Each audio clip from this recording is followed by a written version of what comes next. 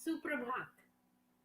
आज मैं आपके सामने अ, क्योंकि मैं बहुत सुनती हूँ साईं बाबा के बारे में कि वो चाँद मियाँ थे, वो मस्जिद में रहते थे, अल्लाह मालिक कहते रहते थे। तो मैंने राहुल आर्या का भी वीडियो देखा और उसमें उन्होंने सच्चरित्र के साईं चरित्र की किताब पुस्तक के बारे में चर्चा की थी। तो मैंने सोचा कि क्यों ना मैं खुद ही उसको पढ़ के और डिस्कवर करती हूँ, क्रॉस चेक करती हूँ। पर चूँकि राहुल आर्या ने पेज नंबर्स दिए थे और मेरे पास डिजिटल कॉपी थी तो मैंने उसमें मुझे मुश्किल लगा तो मैंने उससे सोचा कि मैं खुद ही क्यों ना पूरी पढ़ लूँ।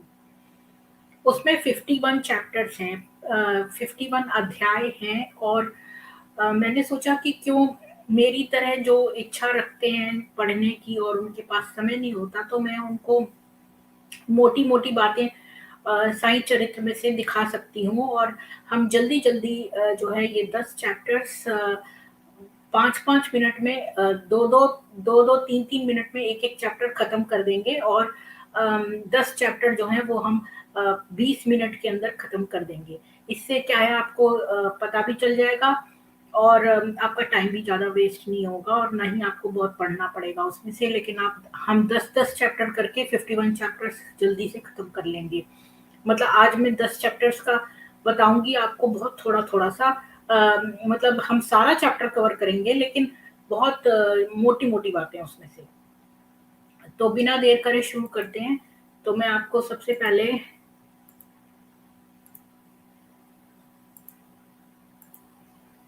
ये है वो किताब श्री साईं सच्चरित्र और ये लिखी है के श्री गोविंद राव रघुनाथ दाभोलकर जिनको हेमाड पंत कहते हैं। तो ये पूरे उसमें शुरू में ये बता रहे हैं कि वो कैसे पहुँचे और वो सब तो हमारे काम का बहुत नहीं है। तो फर्स्ट अध्याय से शुरू करते हैं। तो पहले अध्याय में जो है वो एक तो गेहूँ पीसने की एक कथा है। तो यहाँ तो ये वंदना कर रहे हैं कि बहुत सारे देवी-देवताओं को नमन कर रहे हैं और फिर वो एक गेहूँ पीसने की कथा बोलते हैं कि 1910 में जब मैं एक साईं बाबा के दर्शनार्थ मस्जिद में गया, तो इससे हमें पता चलता है कि साईं बाबा मस्जिद में रहते थे। तो वहाँ का विचित्र दृश्य देखा कि वो टाट का टुकड़ा बिछाकर वो एक चक्की पीस रहे थे। तो वो सोचने लगा ये जो राइटर है हेमाड पंत ये सोचने लगा कि बाबा की चक्की पीसने से क्या लाभ है क्योंकि वो तो अकेले रहते हैं वो और वो भिक्षा भी माँगते हैं तो जब उन्हें खाना ही मिल जाता है तो चक्की क्यों पीस रहे हैं वो? तब 4 निडर स्त्रियाँ भीड़ को चीरती हुई ऊपर आईं। ये इम्पोर्टेंट है इसलिए मैं आपको अ ये वाला इंसिडेंट जो है पढ़ रही हूँ। उनमें से 4 निडर स्त्रियाँ भीड़ को चीरती हुई ऊपर आईं और बाबा को बलपूर्वक वहाँ से हटा के उनके हाथ से चक्की का खूँटा छीनकर उनकी लीलाओं का गायन करते हुए गेहूँ पीसना आरंभ कर दिया। तो 4 औरतों ने सोचा कि ये क्यों साईं बाबा क्यों पीसे, हम पीसते हैं। तो पहले तो बाबा क्रोधित हुए, यानी इससे हमें पता चलता है कि वो साईं बाबा जो थे वो क्रोधित जल्दी हो जाते थे।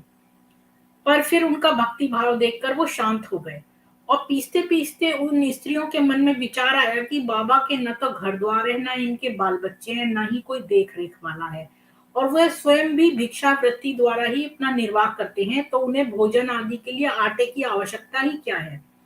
बाबा तो परम दयालु हैं, हो सकता है कि वह आटा हम सबको ही वितरण कर दें। इस विचारों से मगन रह के गीत गाते-गाते उन्होंने सारा आटा पीस डाला और फिर उसके 4 भाग किए। उन चारों स्त्रियों ने सोचा कि ये आटा तो उन्हीं के लिए है, तो वो उनको ले जाने के लिए वहाँ से जैसे ही तैयार हुई तभी शांत मुद्रा में निमग्न बाबा तत्क्षण ही क्रोधित हो उठे और उन्हें अपशब्द कहने लगे।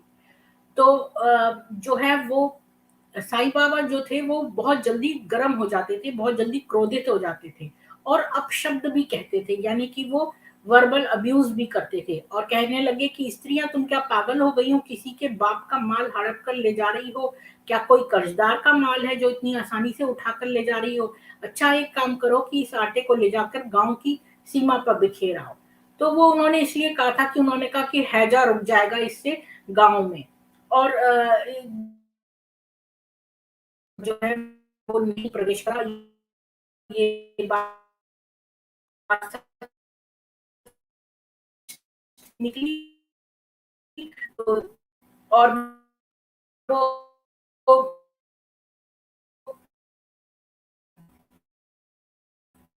ये भी कहते थे कि उनकी चक्की के 2 पार्टों में ऊपर का पार्ट भक्ति का, नीचे का कर्म का है, और चक्की की मुठिया जिसे पकड़कर और पीसते थे वह था ज्ञान।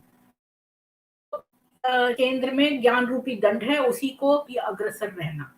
तो पता है कि कबीर जी जो थे वो एक बार बहुत रोए थे। चलती चक्की देखकर कबीरा रोया, ये आपने सुना होगा अपने स्कूल टाइम में। तो वो जो है चक्की के बीच में साबुत बचा न कोई, तो वो वाला जो दोहा है, तो वही कबीर का दोहा जो है वो उसकी ये बता रहा है कि आप भवसागर की चक्की से बच जाओगे अगर सेंटर पे ध्यान रखोगे, यानी माया में न पड़कर और ज्ञान पे केंद्रित होगे और सेंटर की ओर केंद्रित होगे। तो ये पहला अध्याय खत्म होता है।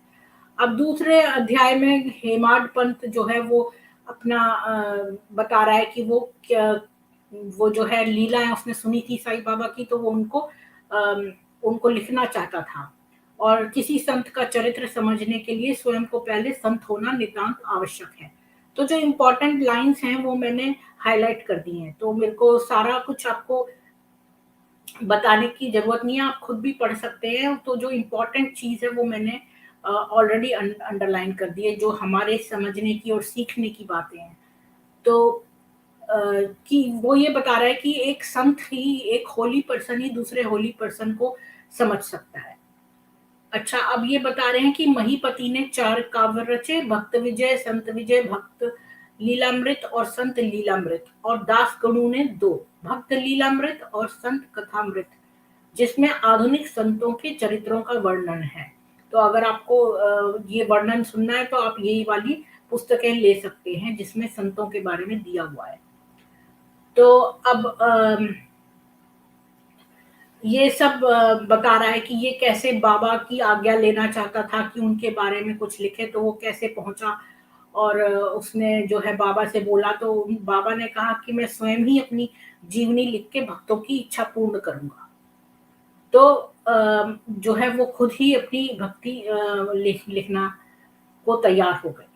और हेमाड पंत जो है वो किस प्रकार से शिरडी पहुंचे, और उनके अ, ये सब लिखा है कि कैसे एक घनिष्ठ पुत्र मित्र का पुत्र लोनावाला में रोगग्रस्त हो गया, तो अम, वो नहीं जा रहे थे, लेकिन फिर कोई और आए, उन्होंने उनको नाना साहब चंदोरकर जो हैं वो आए, उन्होंने कहा कि तुम कैसे इसको रोक सकते हो, क्योंकि वो जब जाने को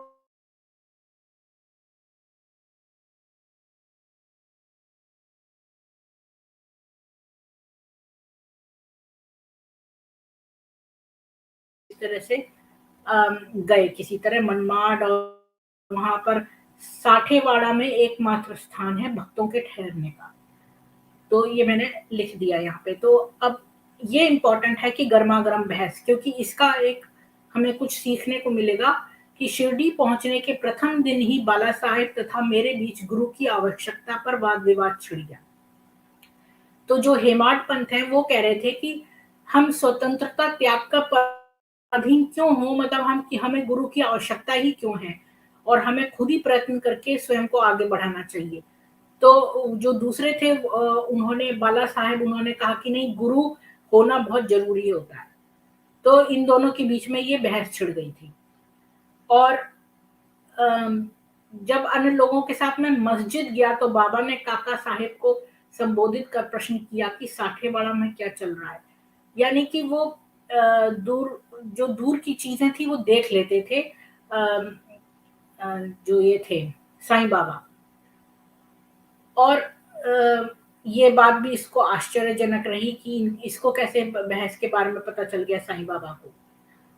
और बस इस तरह लिखा है कि गुरु की आवश्यकता, कि अब यहाँ पे जो है वो अम, साईं बाबा ने कहा कि किसी जगह जो जाने के कई रास्ते हैं, तो उसने कहा बाबा कहाँ जाएं, तो उत्तर मिला ऊपर जाओ। साईं बाबा ने कहा ऊपर जाओ, तो प्रश्न मिला मार्ग कैसा है, तो बाबा ने कहा अनेक पंथ हैं, यहाँ से भी एक मार्ग है, परंतु यह मार्ग दुर्गम है तथा सिंह और भेड़िए भी मिलते हैं। तो काका साहब ने कहा यदि पथ प्रदर्शक भी साथ हो तो बाबा ने कहा कोई कष्ट ना होगा, क्योंकि पथ प्रदर्शक तुम्हारी सिंह भेड़ियों और खंदकों से रक्षा कर तुम्हें सीधे निर्दिष्ट स्थान पर पहुंचा देगा। तो ये उत्तर था गुरु की आवश्यकता क्यों है, क्योंकि गुरु जो है वो हमें ऐसे मार्ग से ले जाता है कि जो सिंह और भेड़िए हैं और खंदक हैं उनसे जो है वो प्रोटेक्शन देता है और हमें सब चीजों से बचाकर हमें अपने गोल पे पहुंचा देता है। तो ये गुरु की महत्ता है। तो इसके बाद साईं बाबा ने कहा श्रद्धा और धैर्य यही दो गुण सहायक हैं। तो ये दूसरे चैप्टर का एंड होता है। अब तीसरा चैप्टर जो है उसमें ये लिखा है कि जो इन लीलाओं को अधिक गहराई तक खोजेगा उसे ज्ञान रूपी अमूल्य रत्न की प्राप्ति हो जाएगी। आपने वो सुना ही होगा जिन खो जाते पानियां गहरे पानी पैठ। तो जो बहुत गहराइयों में ढूंढते हैं ईश्वर को तो उन्हें अमूल्य रत्न प्राप्त हो ही जाता है। तो बाबा ने श्यामा की ओर दृष्टिपात करके कहा जो प्रेम पूर्वक मेरा नाम स्मरण करेगा मैं उसकी समस्त इच्छाएं पूर्ण कर दूंगा। यहाँ से हमें पता चलता है कि साईं बाबा जो हैं वो अपने आप को जो है वो ईश्वर स्वरूप समझते थे और वो दूसरों को ये कहते थे कि मैं उनकी सारी इच्छाएं पूर्ण करने की वो रखते हैं, सामर्थ्य रखते हैं। और उन्होंने कहा जो भक्तगण हृदय और प्राणों से मुझे चाहते हैं उन्हें मेरी कथाएं श्रवण कर स्वभावतः प्रसन्नता होगी। विश्वास रखो कि जो कोई मेरी लीलाओं का कीर्तन करेगा उसे परमानंद और चिर संतोष की उपलब्धि हो जाएगी। यह मेरा वैशिष्ट्य है कि जो कोई अनन्य भाव से मेरे शरण में आता है, जो श्रद्धा पूर्वक मेरा पूजन निरंतर स्मरण और मेरा ही ध्यान करता है, मैं उसे मुक्ति देता हूँ। तो यहाँ पे साईं बाबा लोगों को मुक्ति देने की बात कर रहे थे और कहते थे कि केवल साईं साईं के उच्चारण मात्र से ही समस्त पाप नष्ट हो जाएंगे। और सतयुग में शम तथा दम, त्रेता में त्याग, द्वापर में पूजन और कलयुग में भगवान कीर्तन से ही मोक्ष मिलता है। और चरित्र और हरि कीर्तन का श्रवण ही अत्यंत सुलभ है। तो ये कलयुग है, तो इसमें अगर हम हरि कीर्तन सुने तो यही हमारे लिए बहुत अच्छा है। और अब यहाँ पर ये हेमंत पाठ बता रहा है कि जो बाबा है साईं बाबा उन्होंने कहा नौकरी मिल जाएगी, परंतु अब इसे मेरी सेवा में आनंद लेना चाहिए। तो जो भी शिरडी जाता था आप जा तो सकते थे लेकिन आप वहां से जा नहीं सकते थे छोड़ के। ये बात हमें और पता चलती है कि शिरडी में कि साईं बाबा जो थे वो हर एक को वहां पर बुलाते थे और कहते थे कि तुम्हें नौकरी तो मिलेगी पर तुम्हें यहीं रहना पड़ेगा और उनकी सेवा करनी पड़ेगी। तो साईं बाबा हर एक को ये कहते थे कि तुम्हें यहीं मेरे साथ रहना पड़ेगा। अब इस रोहिला की कथा सुनते हैं। तो एक समय रोहिला जाति का एक मनुष्य, तो ये रोहिला जैसे समझ लो रोहिंग्या है एक तरह से। रोहिला जाति का एक मनुष्य शिरडी में आया। वह ऊंचा पूरा सुदृढ़ एवं सुगठित शरीर का था, यानी कि वो बड़ा मैस्कुलाइन और बॉडी बिल्डर था और बाबा के प्रेम से मुग्ध हो शिरडी में रहने लगा। वह आठों प्रहर अपनी उच्च और कर्कश आवाज में कुरान पढ़ता के कलमे पढ़ता और अल्लाह अकबर के नारे लगाता था। तो यानी ये इस्लामिसाइजेशन जो है यहाँ से हमें दिखने लगा है कि जो शिरडी थी उसमें इस्लामिजाइजेशन जो है होने लगा था। अब ये रोहिला आया और ये बहुत ही बॉडी बिल्डर था और ये कुरान पढ़ता था और बहुत ही कर्कश आवाज में पढ़ता था और अल्लाह अकबर के नारे भी लगाता था। और जब शिरडी के अधिकांश लोग खेतों में दिन भर काम करने के पश्चात जब रात्रि में लौटते थे तो रोहिला की कर्कश पुकारें उनकी स्वागत करती थी। इस कारण उन्हें रात्रि में विश्राम नहीं मिलता, जिससे वे अधिक कष्ट और असुविधा का अनुभव करने लगे। कई दिनों तक वे मौन रहे, पर जब कष्ट असहनीय हो गया, यानी ये रोहिला जो था ये बहुत कुरान पढ़ पढ़ के जो है वो नारे लगाता था और बहुत जोर जोर से पढ़ता था और लोगों को बहुत कष्ट देता था। तो जब उन लोगों ने जाके साईं बाबा से शिकायत की तो बाबा ने उनकी प्रार्थना पर ध्यान न दिया। यानी कि उन्हें शिरडी के लोग जो इतना पूछते थे और उनको इतना प्यार करते थे, तो बाबा साईं बाबा जो है उस प्यार का उनको जो है कोई भी उन्होंने वो नहीं उनका सुना, क्योंकि यहाँ पर उन्हें कुरान जो है उसका प्रचार करना था। तो बल्कि वो गाँव वालों को आड़े हाथों लेते हुए बोले कि वे अपने ही कार्य पर ध्यान दें और रोहिला की ओर ध्यान न दें। और बाबा ने कहा कि रोहिला की पत्नी बुरे स्वभाव की है और वो रोहिला को और मुझे अधिक कष्ट पहुँचाती है। तो उनकी पत्नी रोहिला की, पर रोहिला जो था वो तो शादीशुदा ही नहीं था, तो उसकी कोई पत्नी ही नहीं थी। तो ये जो है अ, यथार्थ में रोहिला की कोई पत्नी ना थी। बाबा का संकेत केवल कुविचारों की ओर था, अन्य विषयों की ओर। तो ये उसने गोलमोल कर दिया और ऐसी बात कह दी जो कि अ, गलत थी कि रोहिला की तो कोई पत्नी नहीं थी। तो इसमें क्या संकेत मिला हमें नहीं पता कि अगर ये कुविचार थे तो वो जोर-जोर से कुरान पढ़ता था कर्कश आवाज में, क्योंकि उसके दिमाग में कुविचार आते थे, तो उन विचारों को मारने के लिए वो कुरान शरीफ पढ़ता था। तो उन्हें बाबा के अंदर अगर इतना चमत्कार था तो वो रोहिला को जो है वो उसके कुविचारों को रिमूव भी तो कर सकते थे या उसको दूसरी तरह से अन्य लोगों को जो है असुविधा पहुंचाकर जो है इतने सारे जो लोग उनको प्यार करते थे उनको असुविधा पहुंचाकर जो है साईं बाबा ने रोहिला का साथ दिया और उससे कहा उसे जो है कुरान पढ़ने से मना नहीं किया।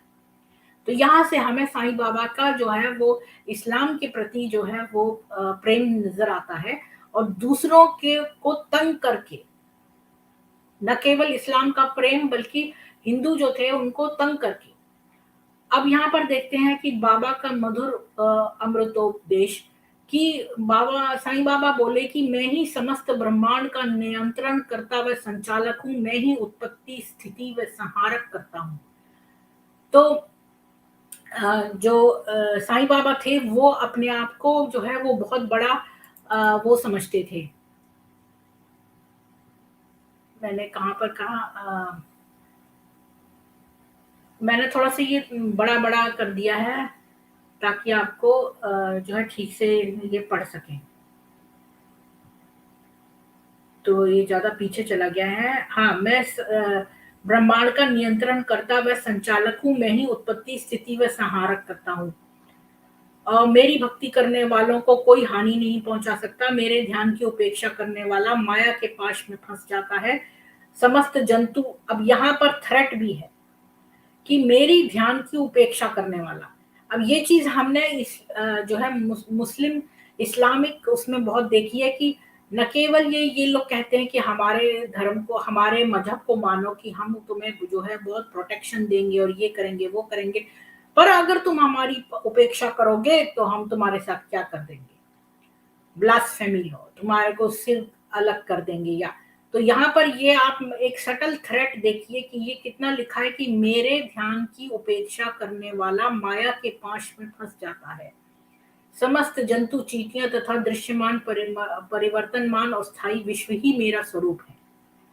तो इस तरह जो है वो इसने अपने वो दिए।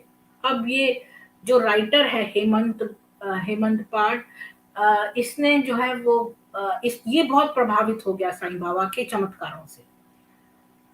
तो उसने ये देखा कि एक ही सुगम उपाय का पालन करना चाहिए और वह है साईं लीलाओं का श्रवण।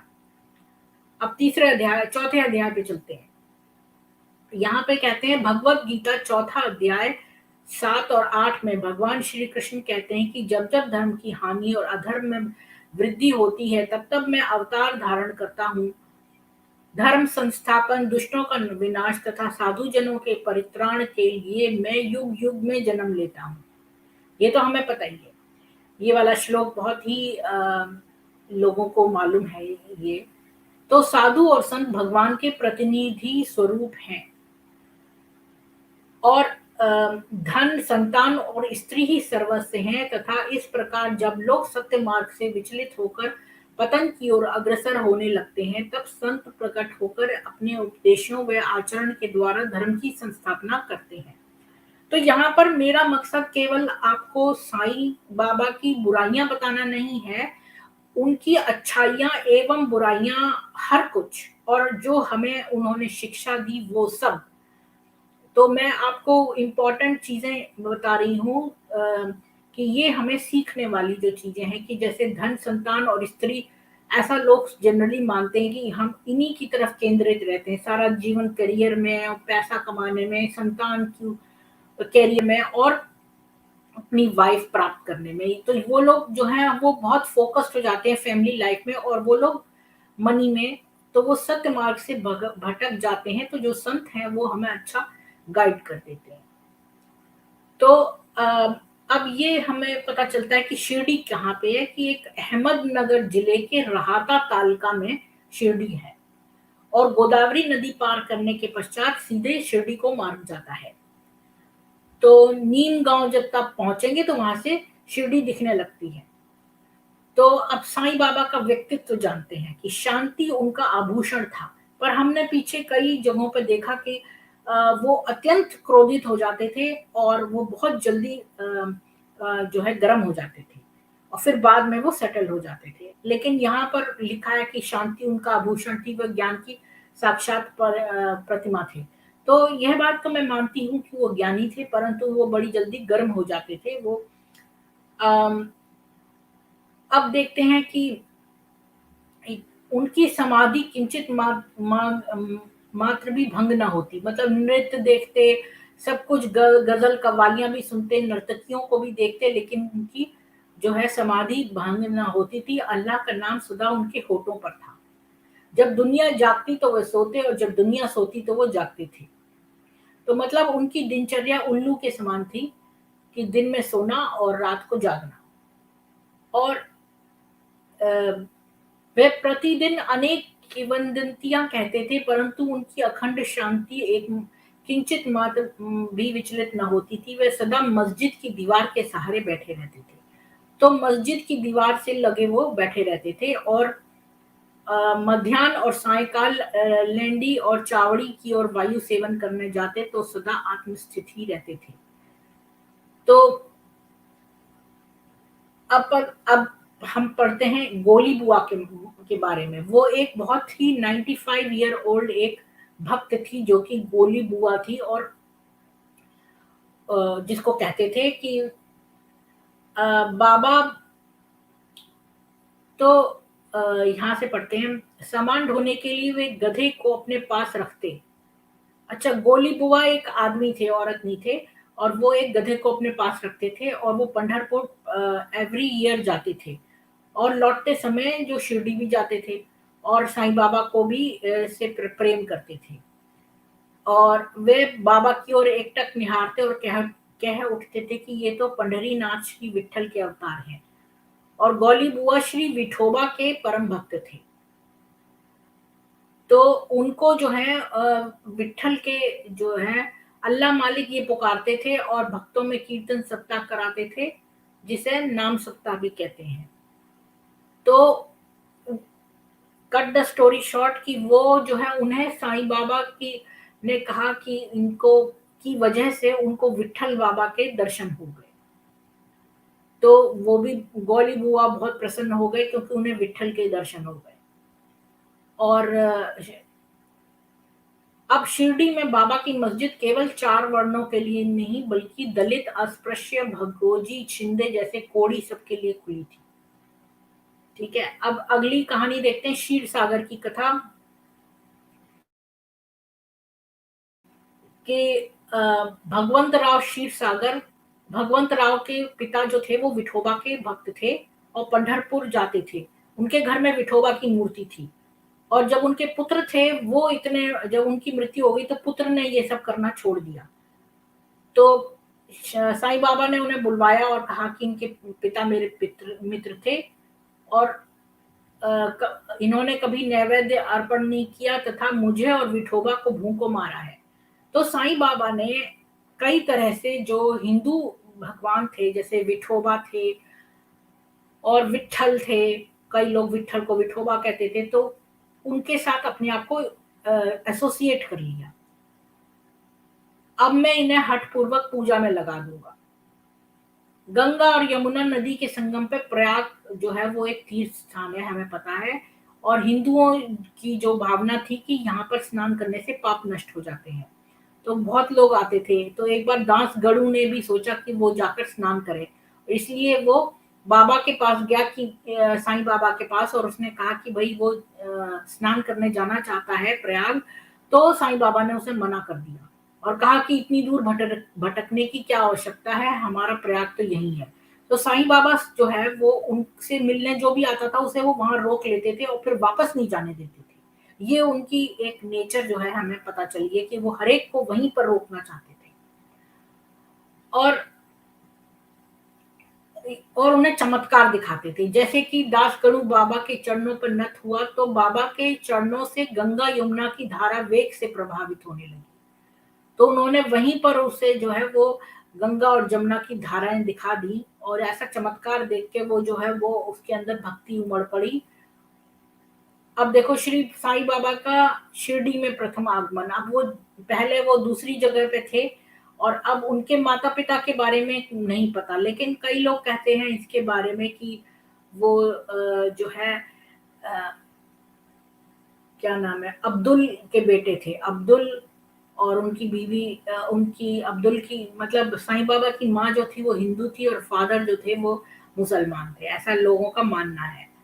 और उनके यहाँ पर साई चरित्र पर हम लिख रहे हैं, वैसे तो मैं आपको उनके बारे में और बता सकती हूँ, पर वो दूसरे सोर्सेज से है। इस किताब में के अध्याय में ये नहीं लिखा हुआ है, और ये लिखता है कि उनके जन्म का कुछ पता नहीं है। और वो नामदेव और कबीर दास जैसों की तरह उनकी जो थी वो जन्म के बारे में ज्यादा पता नहीं था। और शिरडी में वो नीम वृक्ष के तले 16 साल में वो जो है करने लगे थे मेडिटेशन। और अम, एक बार जो है वो आश्चर्यजनक घटना हुई, एक भक्त को भगवान खंडोबा का संचार हुआ। लोगों ने शंका निवारणार्थ उनसे प्रश्न किया कि हे देव, कृपया बताइए कि ये किस भाग्यशाली पिता की संतान है और उनका कहाँ से आगमन हुआ है। भगवान खंडोबा ने एक कुदाली मंगाई और एक निर्दिष्ट स्थान पर खोदने का संकेत किया। जब वह स्थान पूर्ण रूप से खोदा गया तो वहां पत्थर के नीचे ईंटें पाई गई। पत्थर को हटाते एक द्वार पर लिखा था जहां पर 4 दीप जल रहे थे। उन दरवाजों का मार्ग एक गुफा में जाता था जहां गोमुखी आकार की इमारत, लकड़ी के तख्ते, मालाएं आदि दिखाई पड़ी। भगवान खंडोबा कहने लगे कि इस युवक ने इस स्थान पर 12 वर्ष तपस्या की है। तब लोग युवक से प्रश्न करने लगे, परंतु उसने बात का कहकर टाल दी कि यह मेरे गुरुदेव की पवित्र भूमि है, अतएव ये मेरा पूज्य स्थान है। तब लोगों ने उस दरवाजे को पूर्ववत बंद कर दिया। जिस प्रकार अश्वत्थ तथा औदुंबर वृक्ष पवित्र माने जाते हैं, उसी प्रकार बाबा ने भी इस नीम वृक्ष को उतना ही पवित्र माना और प्रेम किया, जिस नीम के नीचे बैठ के वो तपस्या करते थे। और 3 बाड़े बनवा दिए गए, वो सब आप इसमें से पढ़ सकते हैं। वहाँ 3 बाड़ों का निर्माण हो गया, छोटी जहाँ पहले एक छोटी कुटी भी नहीं थी, वहाँ पर 3-3 बाड़ों का निर्माण हो गया। और इन सब में साठे वाड़ा बहुत उपयोगी था, तो जहाँ वो रहते थे। तो और उन्होंने एक बगीचे का भी निर्माण किया था। और जो है ये सब भक्तों ने किया था। भक्तों ने जो है अ, वहाँ के नागपुर के प्रसिद्ध श्रीमंत बूटी ने बनवाया था एक शाही भवन, और भवन में बहुत धनराशि लगाई थी। अ, अब बाबा का शरीर वहीं पर विश्रांति पा रहा है और समाधि मंदिर से वो विख्यात है। और वहाँ उस स्थान पर एक बगीचा था जहाँ पर बाबा ने पौधे पौधे सींचा करते थे। तो इस तरह ही हमारा 4th चैप्टर खत्म हुआ। 5th चैप्टर में जो है चांद पाटिल के नाम का एक धनवान मुसलमान था जो धूप गांव में जिला औरंगाबाद के धूप गांव में चांद पाटिल नाम का एक धनवान मुसलमान था जो औरंगाबाद जा रहा था। तो उसके जो है मार्ग में घोड़ी खो गई। तो वो साईं बाबा के पास गया, जिनके सिर पर एक टोपी, तन पर कफनी और पास में एक सटका था। तो चांद पाटिल जो है वो वहां पहुंचा तो उसने बताया कि ये तो जीन है मेरे पास और घोड़ी। तो साईं बाबा ने उन्हें जो है गाइडेंस कर दी कि वो नाले की तरफ ढूंढे और वहां उसे अपनी घोड़ी मिल गई। तो वो बड़ा भक्त हो गया और वो जीवन पर्यंत वहीं रुका। नहीं सॉरी, वो जो है वो भक्त हो गया और फिर चांद पाटिल की बारात के साथ ये साईं बाबा भी शामिल हो गए। और वापस जो है वो बारात जो है वो शिरडी जाने वाली थी। तो फिर साईं बाबा शिरडी में चले गए और फिर जीवन पर्यंत वहीं रहे। और फकीर को साईं का नाम कैसे प्राप्त हुआ? जब बारात शिरडी में पहुंची तो खंडोबा के मंदिर के समीप महालसा पति के खेत में एक वृक्ष के नीचे ठहराई गई और खंडोबा के मंदिर के सामने ही सब बैलगाड़ियां खोल दी गईं और बारात के सब लोग एक एक करके नीचे उतरने लगे। तरुण फकीर को उतरते देख महालसा पति ने कहा, आओ साईं, कहकर उनका, क्योंकि वो साईं मतलब बोलते थे महानुभव, मतलब आइए महानुभव टाइप्स में। महालसा पति ने कहा तो साईं से उनको आदर दिया, इसलिए वो साईं नाम प्रसिद्ध हो गया उनका, तो साईं बाबा कहने लगे। और फिर अन्य जो संतों से संपर्क, कि वहां पर जानकी नाम का एक संत आया और वो भी उनसे मिला साईं बाबा से, और वो उसने ये कहा कि शिरडी जो है बहुत भाग्यशाली है, यहाँ पर एक अमूल्य हीरा है। और अब बाबा के रहन सहन के बारे में, कि तरुण अवस्था में बाबा ने अपने केश नहीं कटवाए थे, वो एक पहलवान की तरह रहते थे। जब वो राहता जाते, जो कि शिरडी से 3 मील दूर है, तो वहां से गेंदा, जाही और जूही के पौधे ले आते थे और उन्हें सींचते थे। और जो भक्त उन्हें 2 मिट्टी के घड़े देता था जो पके हुए नहीं होते थे, तो पौधों में पानी डालते थे, वो बाद में वो घड़े फूट जाया करते थे और फिर वो हर दिन उन्हें 2 घड़े और देता था। और उन साईं बाबा के कठोर परिश्रम से वहां एक सुंदर फुलवारी बन गई थी और नीम वृक्ष के नीचे पादुकाएं जो हैं वो रख दी गई थी।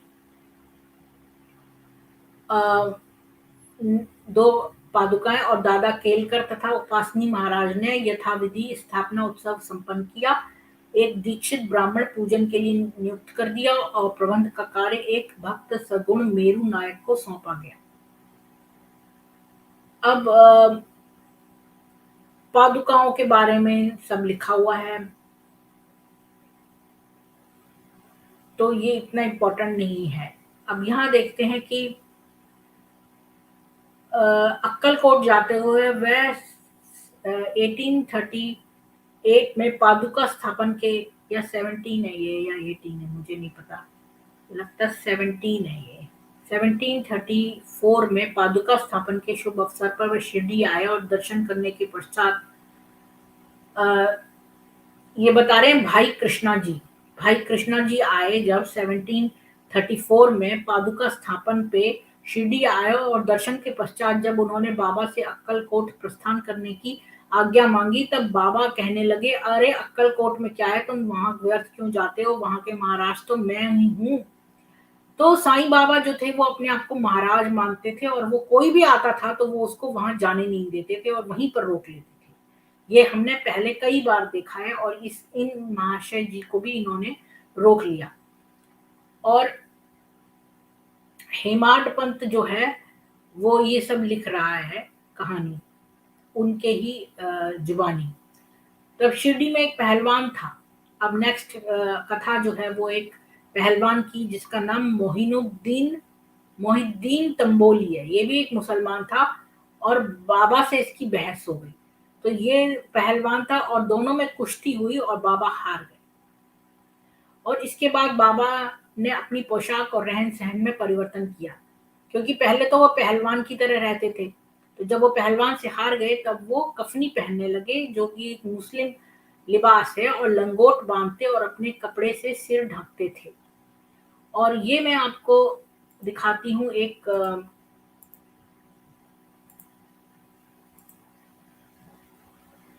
लिबास जो था वो उनका इस तरह का था, एक कपड़े की कफनी पहनते थे, इस टाइप से वो एक लिबास रखते थे और सिर पर एक टोपी लगाते थे, और ये उनका लिबास था। तो अब वापस आते हैं कि लंगोट बांधते थे और आसन और शयन के लिए टाट का टुकड़ा लाते थे और फटे पुराने चिथड़े पहनकर वो बहुत संतुष्ट प्रतीत होते थे। वह सदैव कहते थे कि गरीबी अव्वल बादशाही, अमीरी से लाख सवाई, गरीबों का अल्लाह भाई। तो भगवान के साथ खेल में अपना शरीर लगा देना चाहिए। ये बात एक गंगा गीर जो था, जिसे कुश्ती से बड़ा प्रेम था, उसे ये देववाणी एक बार सुनाई दी। तब अब बाबा दिन भर अपने भक्तों में घिरे रहते और रात्रि में जीर्ण शीर्ण मस्जिद में शयन करते थे। तो ये बात यहाँ से प्रूव होती है कि जो साईं बाबा थे वो मस्जिद में रहते थे और बाबा के पास चिलम, तंबाकू, टमरेल, एक लंबी कफनी, सिर के चारों ओर लपेटने का कपड़ा और एक सटका था जिसे वे सदा अपने पास रखते थे। सिर पर सफेद कपड़े का एक टुकड़ा वे सदा इस प्रकार बांधते थे कि उसका एक छोर बाएं तक वे इन्हें स्वच्छ नहीं करते थे, यानी वो उसे धोते नहीं थे और गंदे रहते थे वो, मतलब गंदा कपड़ा बांधे रहते थे। पैरों में कोई जूता चप्पल नहीं पहनते थे, टाट का टुकड़ा ही अधिकांश दिन में आसन का काम देता था। तो यहाँ पर लोगों ने पुरानी मस्जिद का जीर्णोद्धार कर दिया। तो जिस पुरानी मस्जिद में वो रहते थे वहां 2 कमरों की जगह थी, तो वहां पर लोगों ने जो है वो मस्जिद को रिपेयर कर दिया और एक फर्श भी बनवा दिया। और मस्जिद में निवास करने के पूर्व बाबा दीर्घ काल तक तकिया में रहे। एक जगह थी और वे पैरों में घुंघरू बांधकर प्रेम विहल होकर सुंदर नाच और गायन भी करते थे। और वह संध्या के समय दुकानदारों से भिक्षा में तेल मांग लेते थे और दीप मालाओं से मस्जिद को सजाकर रात्रि भर दीपक जलाया करते थे। तो वो मस्जिद में ही रहते थे और मस्जिद को लोग रिपेयर करवा दिया था और वो रात में दिए जलाते थे मस्जिद के अंदर और तेल मांगते थे लोगों से। तो एक बार किसी ने उन्हें तेल नहीं दिया, दुकानदारों ने कहा कि इन्हें नहीं देंगे हम तेल, तो उन्होंने जो है सूखी बत्तियां उन तेलों में डाल दी और जो है फिर वो मिला के पी गए उसे, जो है पानी मिला के तेल मिश्रित जल वो पी गए और फिर 3 पार्ट में उगल दिया, फिर उसी से दिए जला दिए। तो फिर लोगों ने उनसे क्षमा मांगी। तो वो चमत्कारी थे। इससे हमें ये पता चलता है कि उन्होंने कई सारे चमत्कार किए थे। और अब अगला किस्सा जौहर अली का है कि वो एक फकीर था जो अपने शिष्यों के साथ रहाता आया और वह वीरभद्र मंदिर के समीप एक मकान में रहने लगा। तो ये भी हम देखते हैं कि शिरडी जो बहुत ही हिंदुओं का जगह थी ये सारी, यहाँ पर जगह-जगह से मुसलमान आने लगे, चाहे वो मुसलमान पहलवान हो, चाहे वो मुसलमान कोई संत हो या कोई और हो। तो हमने कई मुसलमानों को देखा कि वो उनसे मिलने आते थे और फकीर जो था वो विद्वान था और कुरान की आयतें उससे कंठस्थ थी, यानी कि वो एक मौलवी टाइप था। तो ये इसे सूफी सेंट भी समझ सकते हैं। कोई सूफी था या जो भी जिसे कुरान रटी हुई थी और उसका कंठ भी मधुर था। तो लोग जो हैं श्रद्धालु जन उनके पास आने लगे और उनका आदर होने लगा। और उसने वीरभद्र मंदिर के पास एक ईदगाह बनाने का निश्चय किया। तो हम देख रहे हैं कि धीरे-धीरे ये सारी जो गाँव है ये इस्लामिसाइज्ड हो रहे हैं और वो मंदिर के पास एक जो है ईदगाह भी उसने बनाने का ये इस विषय को लेके कुछ झगड़ा हो गया था।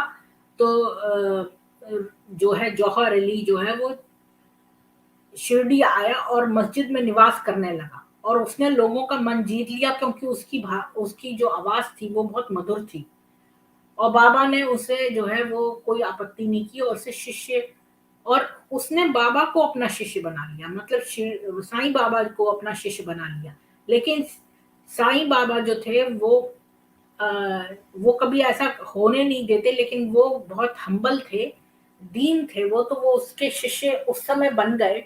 लेकिन बाद में उन्हें जो है वो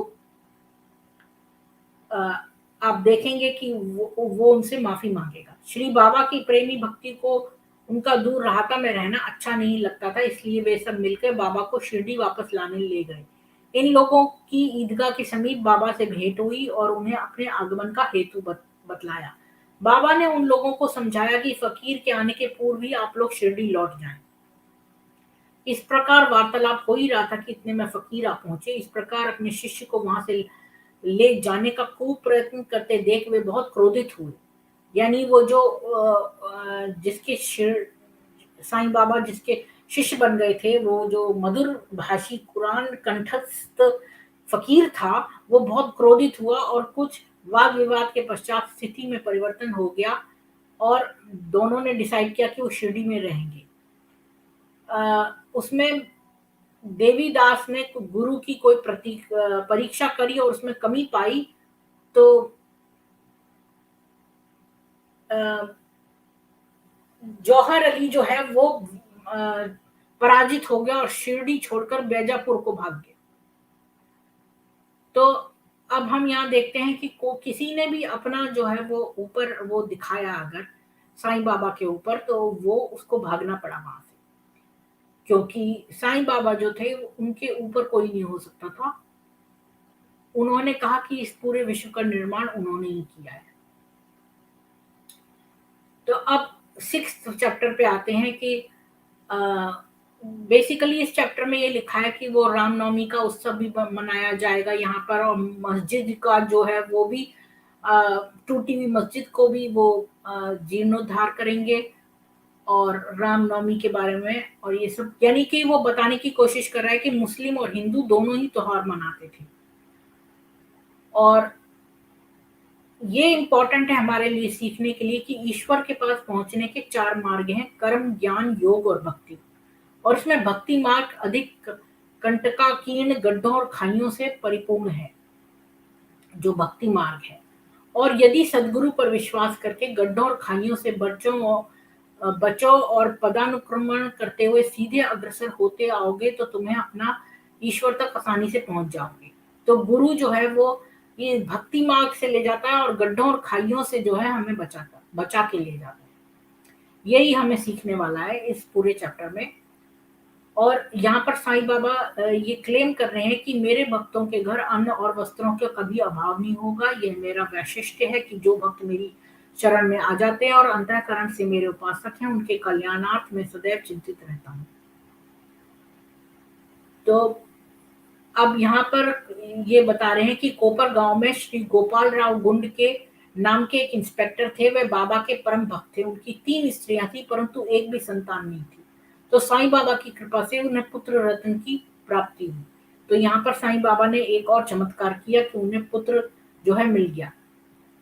और उन्होंने 2 कुएं थे, एक जो सूखा था और एक का पानी खारा था, तो बाबा ने उसमें फूल डालकर सारे खारे जल को मीठा बना दिया था। तो हमने एक और चमत्कार देखा कि खारा जल जो है वो उन्होंने मीठा कर दिया।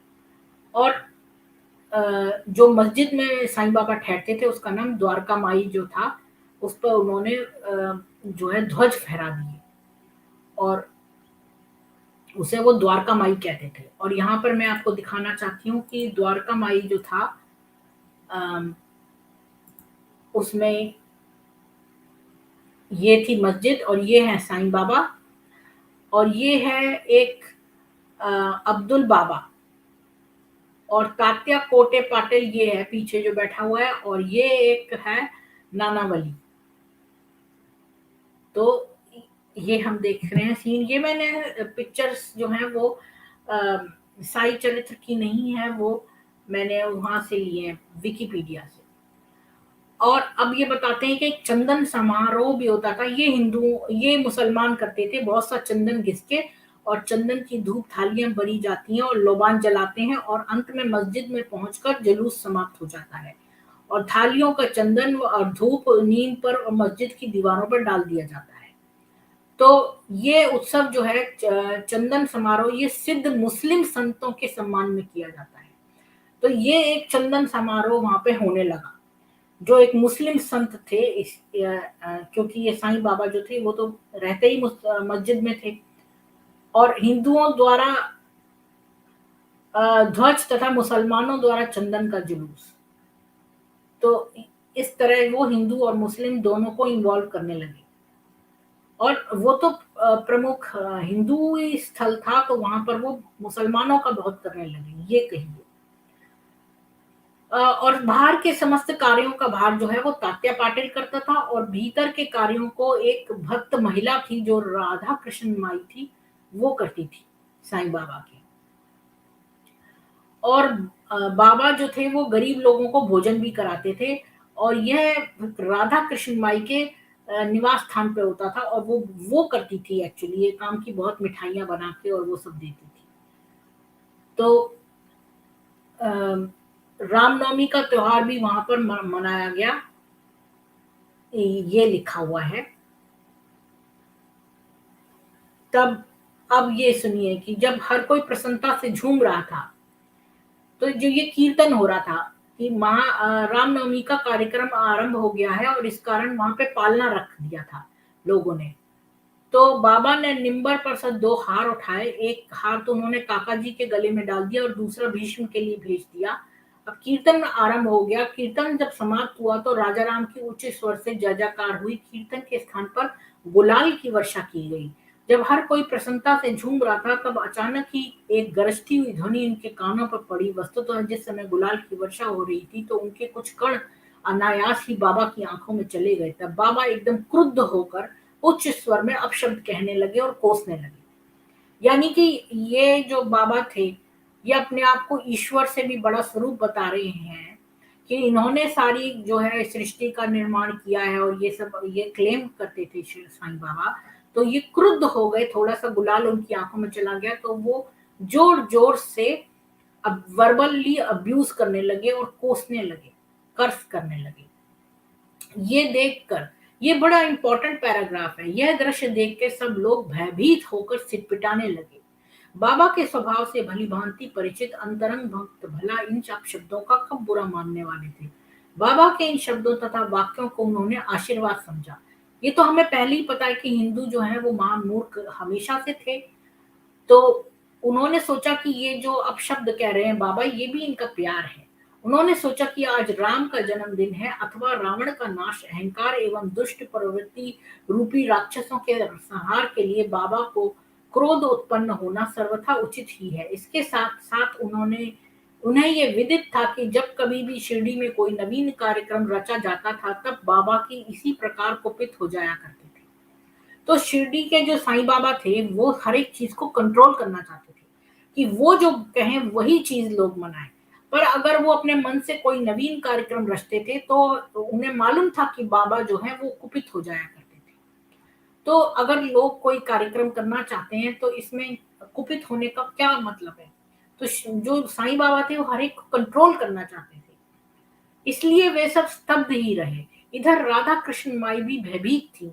यानी जो परम भक्त थी साईं बाबा की, और मिठाइयां बनाती थी, और अपने निवास स्थान जो है उन्होंने पूरा इस चीज में लगा दिया कि उन्हें ये भय था कि कहीं बाबा झूला ना तोड़ डाले।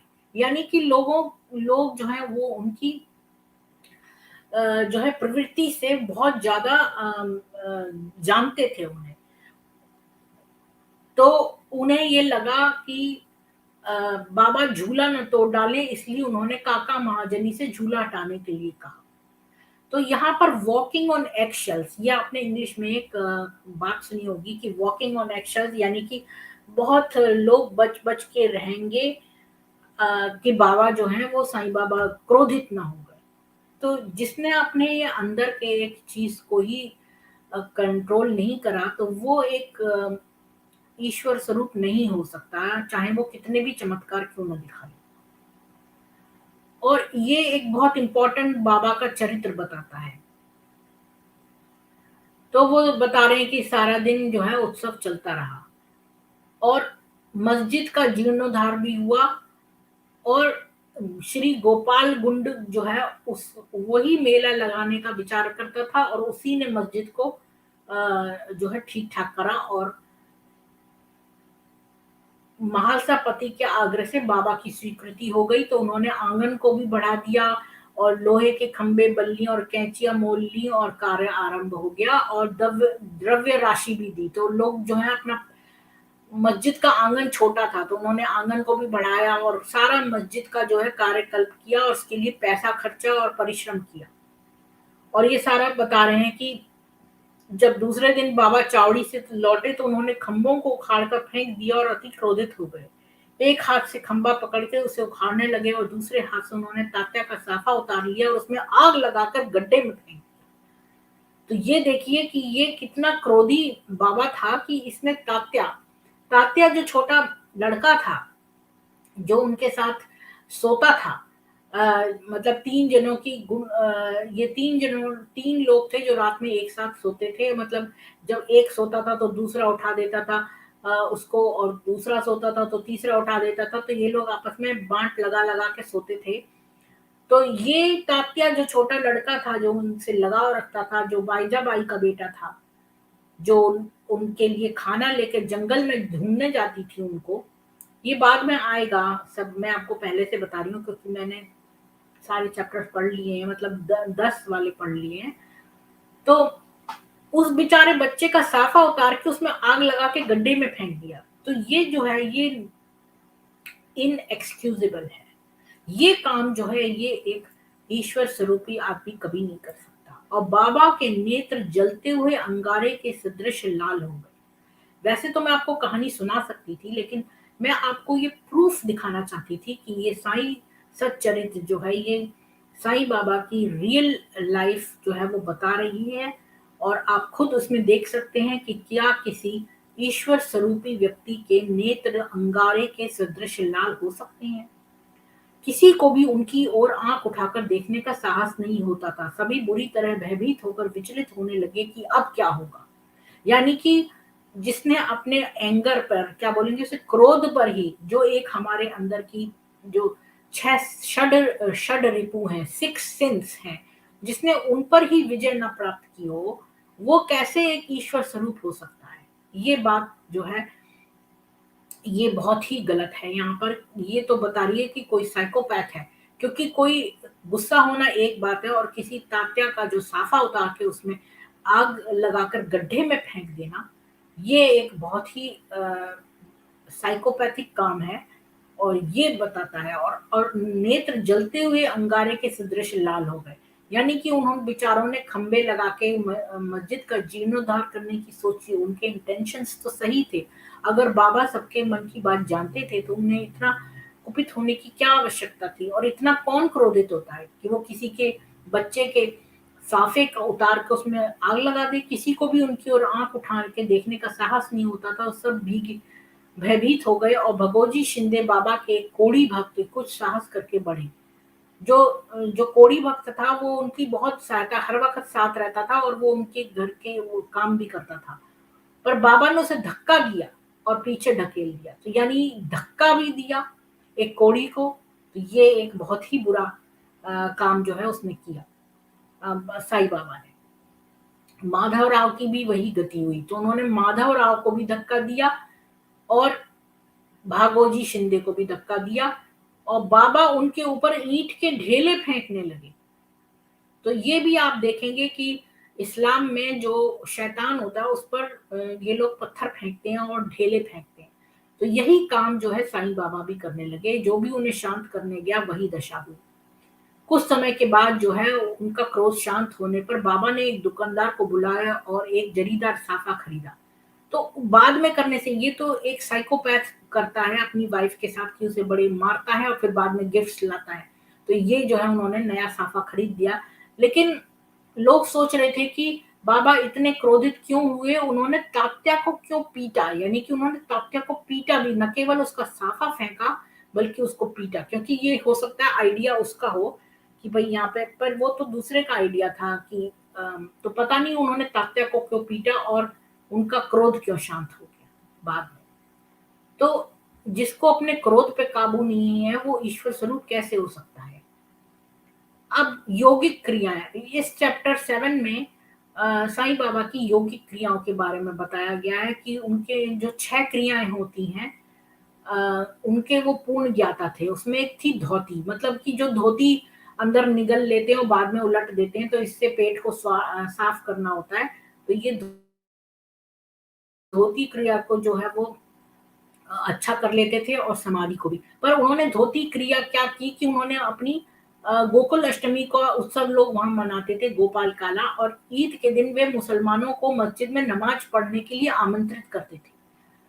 तो उत्सव तो हिंदुओं के साथ मना लेते थे, लेकिन वो मुसलमानों को वहां पर इनवाइट करने लगे थे और उन्हें मस्जिद में नमाज पढ़ने के लिए आमंत्रित करते थे। तो यानी नमाज पढ़ने का काम वो बहुत करते थे और मस्जिद में तो रहते ही थे। और एक समय मुहर्रम के अवसर पर मुसलमानों ने मस्जिद में ताजिए बनाए और उसका जुलूस निकाला। तो उन्होंने 4 दिन तक उन ताजियों को वहां अपने मस्जिद में रखवा लिया। और लोग कहते हैं कि क्या वो हिंदू थे कि वो मुसलमान थे। तो ये कहते हैं कि उनके कान जो हैं वो हिंदुओं की रीति के अनुसार छिदे हुए थे, पर वो सुनता कराने के पक्ष में थे। यानी वो मुझे नहीं पता सुनता कराना क्या है, पर हो सकता है वो सुन्नी धर्म हो। तो नाना साहब चंदोरकर ने उन्हें बहुत समीप से देखा था, उन्होंने बताया कि उनकी सुन्नत नहीं हुई थी। तो अब ये क्या होती है मुझे नहीं पता। और साईं लीला पत्रिका श्री बी.वी. देव द्वारा लिखित शीर्षक बाबा यवन की हिंदू, पृष्ठ 562 देखो। यदि कोई उन्हें हिंदू घोषित कर दे तो वे सदा मस्जिद में निवास करते थे, और यदि यवन कहें तो वे सदा धूनी प्रज्वलित करते थे। अन्य कर्म जो इस्लाम धर्म के विरुद्ध हैं, जैसे चक्की पीसना, शंखनाद या घंटानाद, होम आदि कर्म करना, अन्नदान और अर्घ्य आदि पूजन आदि सदैव वहां चलते थे। तो हिंदुओं के नाम से वो मतलब एक तो धूनी रमाते थे, और वो शंखनाद भी करते थे और चक्की भी पीसते थे। इस वजह से वो हिंदू जो है वो कहलाए जा सकते हैं। पर वो मैं समझती हूँ वो मुसलमान ही थे, क्योंकि वो मस्जिद में निवास करते थे, वहां पर उसका फेथ था, सदैव अल्लाह मालिक बोलते थे। और धीरे धीरे करके सब जो है वो मुसलमानों को वहां इनवाइट करते थे। तो जो है ब्राह्मण और अग्निहोत्री भी उन्हें साष्टांग प्रणाम करते थे। अब ये हमें सीखने की है कि जो अहम व इंद्रिय जन्य सुखों को तिलांजलि देकर ईश्वर की शरण में आता है, तथा जब उसे ईश्वर के साथ अभिन्नता प्राप्त हो जाती है, तब उसकी कोई जाति पाति नहीं रह जाती। इस कोटि में साईं बाबा थे। और लेकिन अब आप ये देखें कि फकीरों के साथ वह आमिष और मछली का सेवन भी करते थे। तो यानी वो नॉनवेज खाते थे, और कुत्ता भी अगर उनके उसमें खा लेता था तो उन्हें कोई प्रॉब्लम नहीं थी। और अल्लाह मालिक का सदैव उनके होठों पे रहता था, और वो क्रोधित हो जाया करते थे अक्सर। और बाबा के दर्शन से भक्तों को अनेक प्रकार का लाभ पहुंचता था। अनेकों निष्कपट और स्वस्थ बन गए थे, दुष्टात्मा पुण्यात्मा में परिणत हो गए थे, अनेक कुष्ठ रोग से मुक्त हो गए थे, और अनेकों को मनोवांछित फल की प्राप्ति हो गई थी। पंगुओं की पंगुता नष्ट हो गई थी। और उन्होंने विलक्षण नेत्र चिकित्सा भी की थी। एक भक्त था, उसकी आंखें बहुत लाल हो गई थी। तो इस प्रकार में लेप या मरहम या गाय का दूध वगैरह औषधि डाली जाती है। पर बाबा की औषधि तो फर्क थी। उन्होंने भिलावा पीसकर उनकी 2 गोलियां बनाई, और रोगी के नेत्रों में एक एक गोली चिपकाकर कपड़े की पट्टी से आंखें बांध दी, और पट्टी हटाकर नेत्रों के ऊपर जल के छोटे छोटे छोड़े गए छींटे छोड़े गए, और सूजन कम हो गई, और नेत्र प्राय निरोग हो गए। और बाबा की जो योगिक क्रियाएं थी, धोती क्रिया, तो वो क्या करते थे कि धोती डालने की बजाय वट वृक्ष के नीचे वो क्या करते थे, उन्होंने अपनी आंतों को ही उधर से बाहर निकालकर उन्हें चारों ओर स्वच्छ किया, और समीप के वृक्ष पर सूखने के लिए टांग दिया।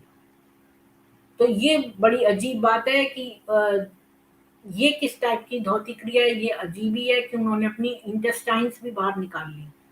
दूसरा खंड योग, जिसमें कि अपने शरीर के अवयव पृथक पृथक करके और वो अपने अंगों को बिखेर दिया उन्होंने। तो एक आदमी तो वहां गया, एक महाशय मस्जिद में पधारे, तो उन्होंने देखा कि उन्होंने कैसे वहां अपने अंग बिखेर दिए हैं। और वो डर गए। उन्होंने सोचा कि बाबा जो है उनका किसी ने खून कर दिया है, लेकिन उसने सोचा कि लास्ट पर्सन मैं हूं, तो मैं ही पकड़ा जाऊंगा। तो वो मौन हो गए। और दूसरे दिन जब वो मस्जिद गए तो उन्होंने देखा कि साईं बाबा तो सब स्वस्थ खड़े हैं, तो उन्हें बड़ा अजीब हुआ। तो वो ये यौगिक क्रिया थी जो उन्होंने करी थी। अब मुझे इसके बारे में नहीं पता कि अपने आप को कैसे टुकड़े टुकड़े में कर सकते हैं, या ये इल्यूजन पैदा कर देते होंगे वो।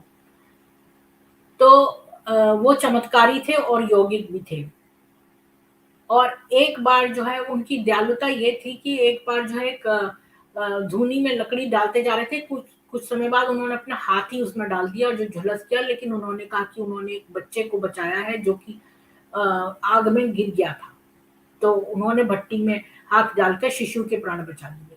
तो मुझे नहीं पता कि उनके हाथ डाल लेने से शिशु के प्राण कैसे बच गए। शिशु भी तो भट्टी में गिर गया था, तो उसे कैसे नहीं वो होगा।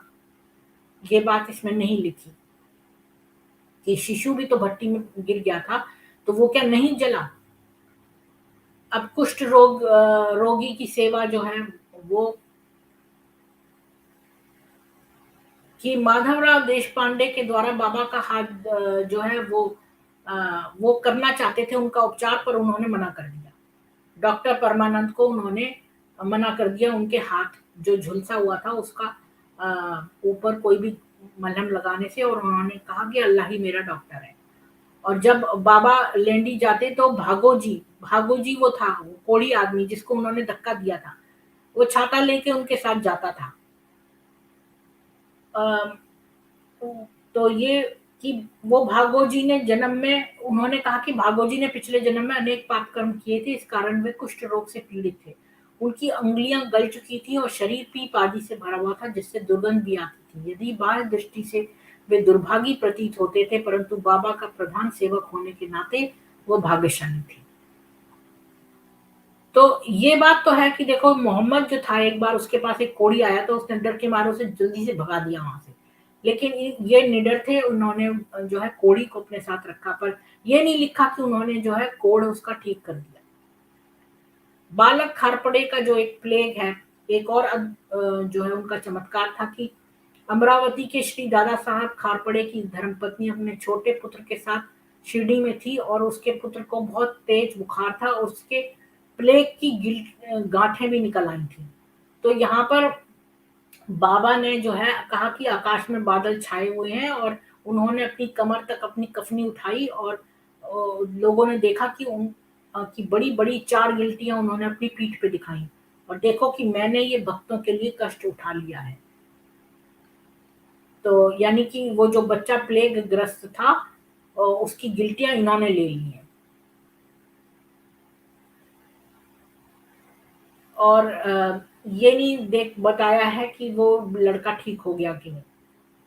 अब वो बता रहे हैं पंढरपुर गमन और निवास कि वो कैसे उनकी मन की बात जान लेते थे, और नाना साहब चांदोरकर जो थे वो बाबा के परम भक्त थे, और वो पंढरपुर जाना चाहते थे। तो वहां पर इन लोगों ने गाने लगे, भजन गाने लगे कि एक मराठी में कि ये तो पंढरपुर जाना चाहते हैं। और यानी कि नाना साहब के मन की बात जो है वो उन्होंने पहले ही जान ली।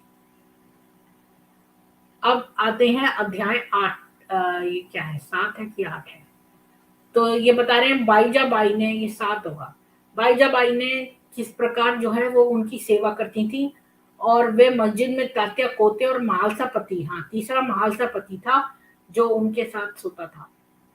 अब ये देखिए कि मानव जन्म का महत्व, ये हमारे लिए सीख है कि इन प्राणियों में जिनका पुण्य प्रबल है वे स्वर्ग में निवास करते हैं। मतलब यहाँ से पढ़ते हैं, चलो। हिंदू शास्त्र के अनुसार 84 लाख, 84 मतलब ये 8 होगा, तो फिर ये 8वां अध्याय है। 84 लाख योनियों को उत्पन्न किया है, जिनमें देव दानव गंधर्व जीव जंतु और मनुष्य सम्मिलित हैं, जो स्वर्ग नरक पृथ्वी समुद्र तथा आकाश में निवास करते हैं और भिन्न भिन्न धर्मों का पालन करते हैं। इन प्राणियों में जिनका पुण्य प्रबल है वे स्वर्ग में निवास करते हैं और अपने सत्कृत्यों का फल भोगते हैं। पुण्य के क्षीण होते ही वे निम्न स्तर पर आ जाते हैं, और वे प्राणी जिन्होंने पाप या दुष्कर्म किए हैं वो नरक को जाते हैं और अपने कुकर्मों का फल भोगते हैं। जब उनके पाप और पुण्यों का समन्वय हो जाता है तब पाप और पुण्य दोनों नष्ट हो जाते हैं और वो मुक्त हो जाते हैं। यानी जब वो बैलेंस हो जाता है पाप और पुण्य, तब वो मुक्त हो जाते हैं, और अपने कर्म तथा प्रारब्ध के अनुसार ही आत्माएं जन्म लेती हैं या काया प्रवेश करती हैं। तो यह सब सत्य है कि समस्त प्राणियों में 4 बात समान है कि हमारा आहार, निद्रा, भय और मैथुन, ये हमारा समस्त प्राणियों में, मतलब कि चाहे वो जानवर हो कोई भी हो, जितने भी प्राणी हैं उन सब में आहार और निद्रा, उनको भय और मैथुन, ये 4 चीजें हमारी सबसे कॉमन है। लेकिन मानव प्राणी को ज्ञान एक विशेष देन है जिसकी सहायता से वे ईश्वर दर्शन कर सकता है, क्योंकि बाकी जो जानवर है उनके अंदर ये ज्ञान की चीज नहीं है जो मानव को मिली है, और जो अन्य किसी योनि में संभव नहीं है। यही कारण है कि देवता भी मानव योनि से ईर्ष्या करते हैं तथा पृथ्वी पर मानव जन्म धारण हेतु सदैव ललायत रहते हैं, जिन्हें उन्हें अंत में मुक्ति प्राप्त हो। यदि हम अपने शरीर को तुच्छ और अपवित्र समझकर उसकी उपेक्षा करें तो हम ईश्वर के अवसर से वंचित रह जाएंगे। तो अगर हम अपने जो है शरीर को बुरा समझेंगे तो हम उसकी उपेक्षा करेंगे और हम जो है ईश्वर को नहीं पाएंगे। और अगर हम इन्हें मूल्यवान समझ के इसका मोह करेंगे तो हम इंद्रिय सुखों की ओर प्रवृत्त हो जाएंगे, तब हमारा पतन भी सुनिश्चित है। तो न तो बहुत ही आसक्त हो अपने शरीर पर, ना ही उसे तुच्छ समझो। इसलिए उचित मार्ग जिसका अवलंबन करना चाहिए यह है कि न तो देह की उपेक्षा करो और न ही उसमें आसक्ति रखो। केवल इतना ही ध्यान रखो कि किसी घुड़सवार का अपनी यात्रा में अपने घोड़े पर तब तक ही मोह रहता है जब तक वह अपने निर्दिष्ट स्थान पर पहुंचकर लौट न जाए। तो ईश्वर दर्शन या आत्म साक्षात्कार के निमित्त शरीर को सदा ही लगाए रखना चाहिए, यही हमारे जीवन का ध्येय है। और मानव का यत्न यदि पूर्ण लगन और उत्सुकता पूर्वक अपने ध्येय, आलस्य और निद्रा को त्याग कर हमें ईश्वर का सर्वदा ध्यान रखना चाहिए। तो बेसिकली अब ये बता रहे हैं कि साईं बाबा जो हैं वो एक हाथ फैलाते थे और अपना एक रोटी का टुकड़ा मांगते थे और झोली लेके वो प्रतिदिन जो है वो फेरी लगाते थे। और लोग जो है उन्हें दूध या छाछ जो है वो टिन पाट में डाल देते थे और भात और रोटी झोली में डाल देते थे। उन्हें जिह्वा का कोई स्वाद नहीं था और मध्याह्न तक ही वह भिक्षा उपार्जन करते थे। और कुत्ते बिल्लियों इनको भी लोग खिलाते थे, मतलब वो लोग भी खा जाते थे उनके उसमें से, तो उन्होंने उन्हें नहीं भगाया। और एक स्त्री भी जो मस्जिद में झाड़ू लगाती थी वो रोटी के 10-12 टुकड़े उठाकर अपने घर ले जाती थी, पर उसे भी किसी ने नहीं रोका। और पहले तो लोग जब वो आए थे तब उनको पागल समझते थे और वो शिरडी में इसी नाम से विख्यात हो गए थे। पर बाईजा बाई जो है उनकी बड़ी सेवा करती थी। वो तो तात्या पोते की माँ थी और वो रोटी और साग लेके जंगल जाती थी और वो बाबा को ढूंढ के उनके चरण पकड़ती थी जो शांत और ध्यान मग्न रहते थे। और वो रोटी साग परोसती थी और उनसे आग्रह करती थी। तो वो पहले उन्हें बहुत जंगल में ढूंढती थी, पर कुछ समय के बाद वो जब मस्जिद में रहने लगे तो बाईजाबाई उन्हें ढूंढने जो है जाने की कष्ट करने की जरूरत नहीं पड़ी, क्योंकि वो अब मस्जिद में ही रहने लग गए थे। और यहाँ पर वो बता रहे हैं कि वो कैसे सोते थे। दो भाग्यशाली व्यक्ति थे, तात्या कोते पाटिल और भगत महालसापति। तो ये तीनों जो है अपना सिर जो है 3 दिशाओं में रख के सोते थे और एक दूसरे के पैर से पैर मिलाकर शयन करते थे। और जब तात्या खर्राटे लेता तो बाबा उसे हिला देते थे, और यदि महालसापति हुए तो अपनी ओर खींचते और पैरों को धक्का देकर पीठ थपथपाते थे। इस प्रकार तात्या ने 14 वर्षों तक अपने माता-पिता को गृह पर छोड़कर बाबा के साथ प्रेमवश मंदिर मस्जिद में निवास किया। और अब सुनते हैं राहता के निवासी खुशाल चंद, जो शिरडी के गणपत तात्या कोते को बाबा बहुत ही चाहते थे। वह राहता के मारवाड़ी सेठ श्री चंद्रभान को भी बहुत प्यार करते थे। सेठ जी का देहांत होने के उपरांत बाबा उनके भतीजे खुशाल चंद को भी प्रेम करने लगे और उसकी फिक्र करते थे। और खुशाल चंद जो है वो बाबा को ले जाते थे अपने घर पे और उन्हें बहुत स्वादिष्ट भोजन कराते थे और उनके साथ वार्तालाप करते थे और उनसे आशीर्वाद देकर शिरडी वो वापस लौट आते थे। तो राहता जो था वो वेस्ट में था और नीम गांव जो था वो नॉर्थ में था, और इन दोनों गांव के मध्य में शिरडी है। बाबा अपने जीवन काल में कभी भी इन सीमाओं के पार नहीं गए, ना ही उन्होंने कभी रेलगाड़ी देखी, लेकिन उनको पहले से ही आभास हो जाता था जब कोई उन्हें मिलने आता था।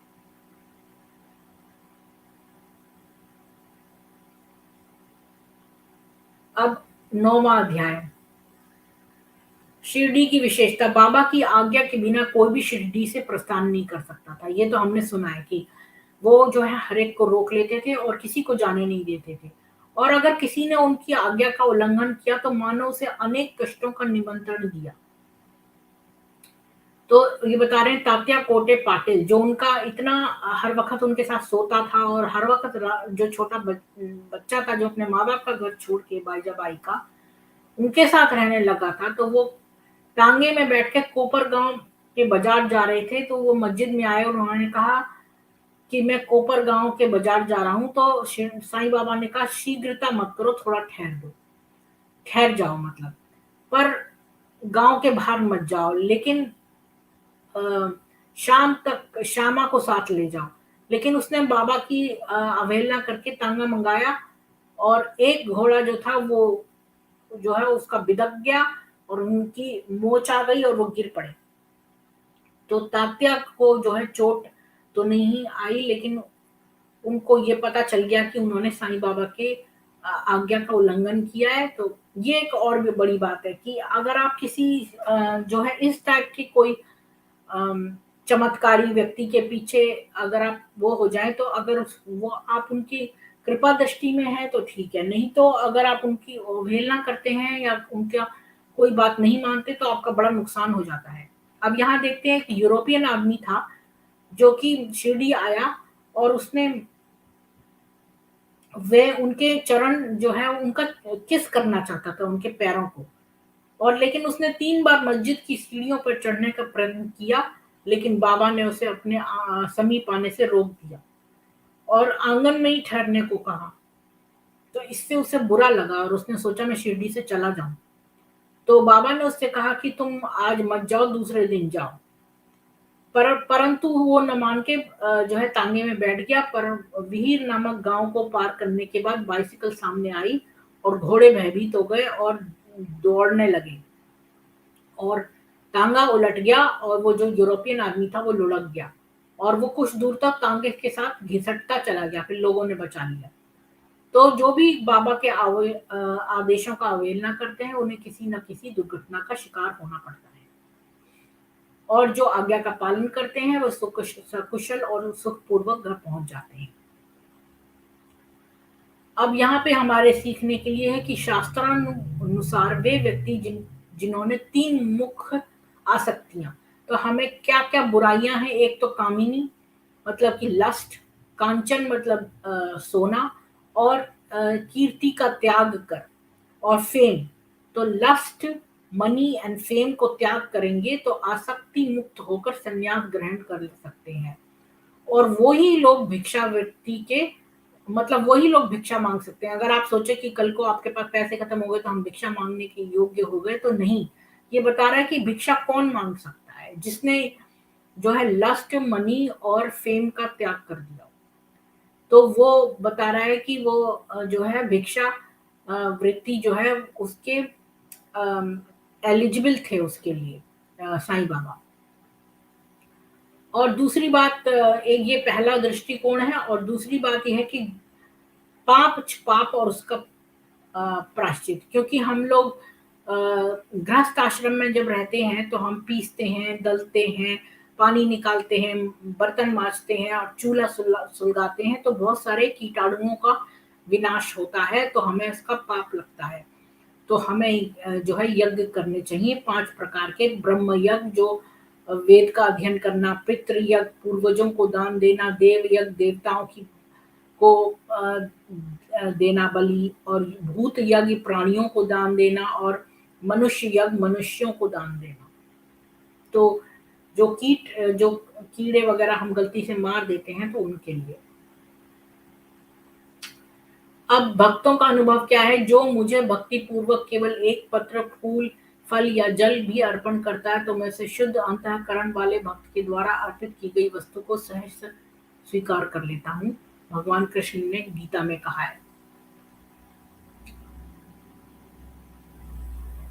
तो इसी प्रकार जो है साईं बाबा भी करते थे।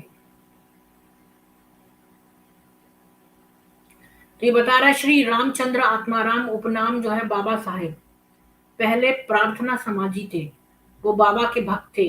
उनकी और स्त्री और पुत्र तो बाबा के एक निष्ठ भक्त थे। एक बार उन्होंने निश्चय किया कि पुत्र व उसकी मां ग्रीष्म काल छुट्टियां शिरडी में व्यतीत करें, परंतु पुत्र बांद्रा छोड़ने को सहमत ना हुआ। उसे भय था कि बाबा का पूजन घर में विधि पूर्वक ना हो सकेगा। तो अब ये कहानी इतनी इम्पोर्टेंट नहीं है, मतलब ये उसने कोई विधि पूर्वक कुछ जो है वो नहीं किया, और फिर वो जो है मैसेज साईं बाबा ने वहां पर दे दिया उसको, तो ये कोई बहुत बड़ी इंपॉर्टेंट घटना नहीं है। श्रीमती तरखंड ने 3 वस्तुएं भरित यानी भरता बनाया, काचर्या बनाया और पेड़ा बाबा के लिए भेजा। तो ये भी घटना कोई बहुत बड़ी नहीं है कि श्रीमती तरखंड ने श्रीमती पुरंदरे को 2 बैंगन दिए कि वो शिरडी पहुंचने पे एक का भरता और दूसरे का काचर्या बना के बाबा को दे। पर शिरडी पहुंचने पर श्रीमती पुरंदरे भुर्ता लेकर मस्जिद गई तो उस समय बाबा भोजन पर ही बैठे थे, तो वो भुर्ता उन्हें बड़ा स्वादिष्ट लगा। उन्होंने सबको बांटा और काचर्या लाने को कहा। तो रामकृष्ण माई के पास संदेश भेजा गया कि बाबा काचर्या मांग रहे हैं। तो वे बड़े असमंजस में पड़ गई कि अब क्या करना चाहिए, क्योंकि बैंगन की ऋतु तो नहीं थी। तो फिर उन्होंने पुरंदरे को कहा, ये भी बेकार का जो है, ज्यादा इम्पोर्टेंट इंसिडेंट नहीं है। तो मतलब ये कि पेड़ा बाबा ने पेड़ा खा लिया, तो वो भक्तों की चीजें जो है स्वीकार कर लेते थे, बस कहना यही है। आप ये बता रहे हैं कि किसी एक बार जो है वो श्रीमती तरखंड शिरडी आई हुई थी और दोपहर का भोजन तैयार हो रहा था कि वहां पर एक भूखा कुत्ता आया। तो उन्होंने एक रोटी का कुत्ते को डाल दिया। तो बाद में साईं बाबा उनसे कहने लगे, देखो जो तुमने कुत्ते को टुकड़ा डाला था तो मुझे मिल गया। मतलब ये कहानी वो बता रही है कि समस्त प्राणियों में ईश्वर दर्शन करो, ये इसकी शिक्षा है। और यही उपनिषद गीता और भागवत का भी है कि ईशावास्यमिदं सर्वम, यानी कि सभी प्राणियों में ईश्वर का वास है, उसका प्रत्यक्ष अनुभव करो। तो ये हमारे चैप्टर खत्म होता है। अब लास्ट चैप्टर जो है उसमें बता रहे हैं कि साईं बाबा का सदैव ही प्रेम पूर्वक स्मरण करो और न्याय तथा मीमांसा या दर्शन शास्त्र पढ़ने की कोई आवश्यकता नहीं है। जिस प्रकार नदी या समुद्र पार करते समय नाविक पर विश्वास रखते हैं, उसी प्रकार हमें भव सागर से पार होने के लिए सदगुरु पर विश्वास करना चाहिए। यानी कि अगर आप कोई बहुत सारी वेद और पुस्तकें पढ़ लें तो उससे आपको कुछ नहीं मिलेगा, परंतु सदगुरु ही है जो आपको ले जा सकता है भव सागर के पार। और यहाँ पर बता रहे हैं कि बाबा ने का विचित्र बिस्तर की उन्होंने, मतलब एक तख्ता जो था उनके पास था, तो उन्होंने उसे लटका दिया और लोग डरते थे कि तख्ते पर वो लेटेंगे तो तख्ता नीचे गिर जाएगा, लेकिन वो कभी नहीं गिरे और झूला बना के उस पर लेट जाते थे वो। और चिंदियां जो हैं वो तख्ते का भार भी नहीं सहन करती थी, पर वो बाबा जो है वो उनके ऊपर तख्ते के ऊपर लेट जाते थे और वो चिंदियां जो थी वो तख्ते का भी भार सहन करती थी और बाबा का भी। तो ये उनकी एक और लीला थी। और साईं बाबा 3.5 हाथ लंबे एक सामान्य पुरुष थे, यानी कि वो 3.5 लंबे थे, यानी कि वो बहुत लंबे नहीं थे। और वो अंदर से आसक्ति रहित, ये बात तो मैं नहीं एग्री करूंगी, क्योंकि बहुत पीछे कई बार लिखा है कि वो कितने क्रोधित हो गए थे। वे कभी प्रेम दृष्टि से देखते तो कभी पत्थर मारते, कभी गालियां देते, कभी हृदय से लगाते। वे गंभीर, शांत और सहनशील थे। और वह तो अजीब सी बात है कि कभी तो वो शांत थे और कभी वो गालियां देते और पत्थर मारते थे। और अल्लाह मालिक उनके सदैव फोटो पे रहता था। और जब वो शिरडी आए तो वो 16 वर्ष के थे और 60 वर्षों तक उन्होंने शिरडी में निवास किया और 1918 में महासमाधि ग्रहण की। इन तथ्यों के आधार पर कह सकते हैं कि उनकी जन्म तिथि 1838 के लगभग थी। और अ, संत रामदास जो हुए वो 17वीं शताब्दी में, और उन्होंने यमनों से गायों और ब्राह्मणों की रक्षा के कार्य सफलतापूर्वक किया। 2 शताब्दियों के व्यतीत होने के बाद हिंदू और मुसलमानों में वैमनस्य बढ़ गया और इसे दूर करने के लिए साईं बाबा आए हैं। तो यानी साईं बाबा का मेन काम था कि हिंदू और मुसलमानों का जो है वैमनस्य उसको दूर करें। और उनका उपदेश था कि राम और रहीम एक ही हैं, जो कि अब हम जानते हैं कि वो नहीं है। और वो इन दोनों को जो है इकट्ठा करना चाहते थे, मुस्लिम और हिंदू को। योग, वैराग्य, तप, ज्ञान आदि ईश्वर के समीप पहुंचने के मार्ग हैं। तुम्हारी कोई कितनी ही निंदा क्यों न करे, तुम उसका प्रतिकार न करो। और गुरु तो अनेक हैं, कुछ गुरु ऐसे हैं जो द्वार-द्वार हाथ में वीणा और करताल लिए अपने धार्मिकता का प्रदर्शन करते हैं। वह शिष्यों के कानों में मंत्र फूँकते हैं और उनकी संपत्ति का शोषण करते हैं। तो मतलब साईं बाबा ये कह रहे हैं कि जो बाकी के लोग हैं, जो गुरु हैं, वो तो खाली प्रदर्शन कर रहे हैं और उनकी संपत्ति का, भक्तों की संपत्ति का शोषण कर रहे हैं। वो ढोंग कर रहे हैं, पर स्वयं साईं बाबा जो हैं, वो जो हैं वो बहुत ही अच्छे हैं। और बता रहे हैं कि गुरु 2 प्रकार के हैं, एक नियत और एक दूसरे अनियत। और अनियत गुरु के आदेशों से अपने में उत्तम गुणों का विकास होता है तथा चित्त की शुद्धि होकर विवेक की वृद्धि होती है। वो भक्ति पाथ पे लगा देते हैं, जो अनियत है। परंतु जो नियत गुरु हैं, वो संगति मात्र से ही उनकी हमें बड़ी जो है बुद्धि में हमारी विकास हो जाता है। और उस जो सद्गुरु है, वो ही हमें भव सागर से पार दिलाता है। और भगवान के 6 प्रकार के गुण विशेष हैं, जैसे कीर्ति, श्री, वैराग्य, ज्ञान, ऐश्वर्य और उदारता। और श्री साईं बाबा में ये सब गुण विद्यमान थे। उन्होंने भक्तों की इच्छा पूर्ति के निमित्त सद्गुण अवतार धारण किया था। उनकी दया विचित्र थी। तो यदि बाह्य दृष्टि से बाबा विषय पदार्थों का उपभोग करते हुए प्रतीत होते थे, यानी कि वो विषय पदार्थ का भी उपभोग करते थे, चिलम लगाते थे, हल मांस खाते थे, परंतु उन्हें न गंध थी, न ही उनके उपभोग का ज्ञान था। वे खाते अवश्य थे, परंतु उनकी जीवा का कोई स्वाद न था। ये सब लिखने वाले की बात है। अगर आप ऐसी हलाल की चीजें खा रहे हैं, जो कि हम आगे पढ़ेंगे, तो आप कैसे हो सकते हैं? अभी हम आगे पढ़ेंगे इसके बारे में। खैर, अभी तो हमें ये है कि एक बार नाना वली जो था, वो एक आदमी था, उसने बाबा से कहा कि मैं आपकी जगह पे बैठूँगा, तो बाबा ने अपनी गद्दी छोड़ दी और वो वहाँ विराजमान हो गया। इसके बाद जो है बाबा खुद अपनी जगह पे जाके बाद में बैठ गए, तो नाना वली उनके चरणों में गिर पड़ा, क्योंकि उनके अंदर जो है वो अहंकार नहीं था। अम, तो उन्होंने कभी भी अपने भक्तों को किसी आसन या प्राणायाम के नियमों तथा उपासना का उपदेश नहीं दिया, ना ही कानों में कोई मंत्र फूंका।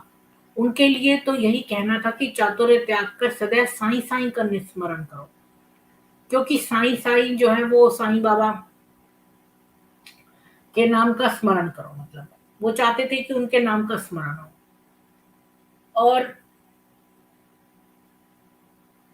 ये सारी चीजें आप पीछे पढ़ चुके हैं। तो बेसिकली 10 अध्याय हमारे समाप्त हो गए।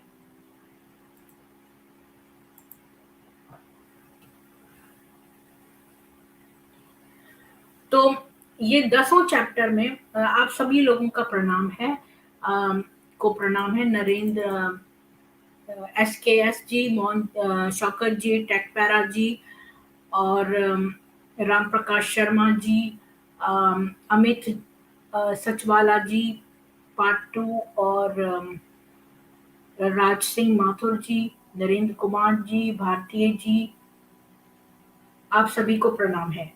तो हमने ये देखा, आज पहले 10 अध्यायों में हमने देखा कि साईं बाबा जो थे, वो फकीर टाइप के थे, और वो मस्जिद में रहते थे, और वो हमेशा अल्लाह मालिक बोलते थे, और उनको बाइपोलर सिंड्रोम और डिसऑर्डर था।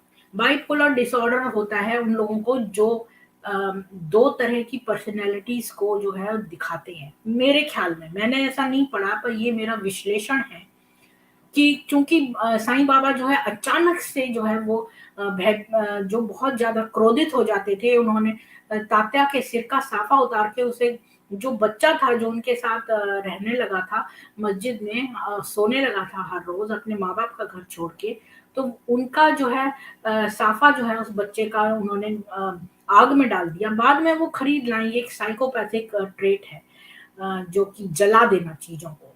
ये एक बिल्कुल साइकोपैथिक ट्रेट है। और बाइपोलर डिसऑर्डर मैं इसलिए कहूँगी क्योंकि उनके मूड का कुछ नहीं पता था, कभी तो वो बहुत अच्छा बिहेव करते थे, कभी वो गालियाँ दे के पत्थर मारने लगते थे। तो ये बिहेवियर जो है अ, ये बहुत ही प्रॉब्लमैटिक बिहेवियर है, तो मैं नहीं कहूँगी कि वो एक ईश्वर के वो थे। हालाँकि उन्होंने कई सारे चमत्कार अवश्य किए थे और उनको योगिक क्रियाएँ बहुत अच्छी आती थी। लेकिन एंड में मैं यही कहूँगी कि वो मुसलमान थे और उन्होंने जहाँ वो उन गाँव में जहाँ कि हिंदू निवासी जो प्रमुख थे, तो वहाँ उनकी वजह से बहुत सारे मुसलमान आने लगे और उन्होंने मस्जिदों का जो है वो जीर्णोद्धार भी कर दिया और उन्होंने उसको नमाज़ पढ़ने वालों को वहाँ पे आमंत्रित किया। तो हालाँकि वो कहते थे कि वो हिंदुओं के त्योहारों को मनाते थे, तो उन्होंने बहुत हद तक जो है वो बहुत अच्छे लक्षण थे और उन्होंने श्रद्धा और सबूरी बहुत अच्छे अ, हमें सीखें दी हैं। लेकिन उनकी 2 बातें कि एक तो वो बहुत जल्दी क्रोधित हो जाते थे, साइकोपैथिक बिहेवियर जो है वो दिखाते थे। लोग एगशेल्स पे चलते थे, यानी लोग भयभीत हो जाते थे कि देखो झूला ना तोड़ दें। तो लोगों के मन में ऐसा विचार क्यों आया? क्योंकि वो बाबा के व्यवहार से परिचित थे।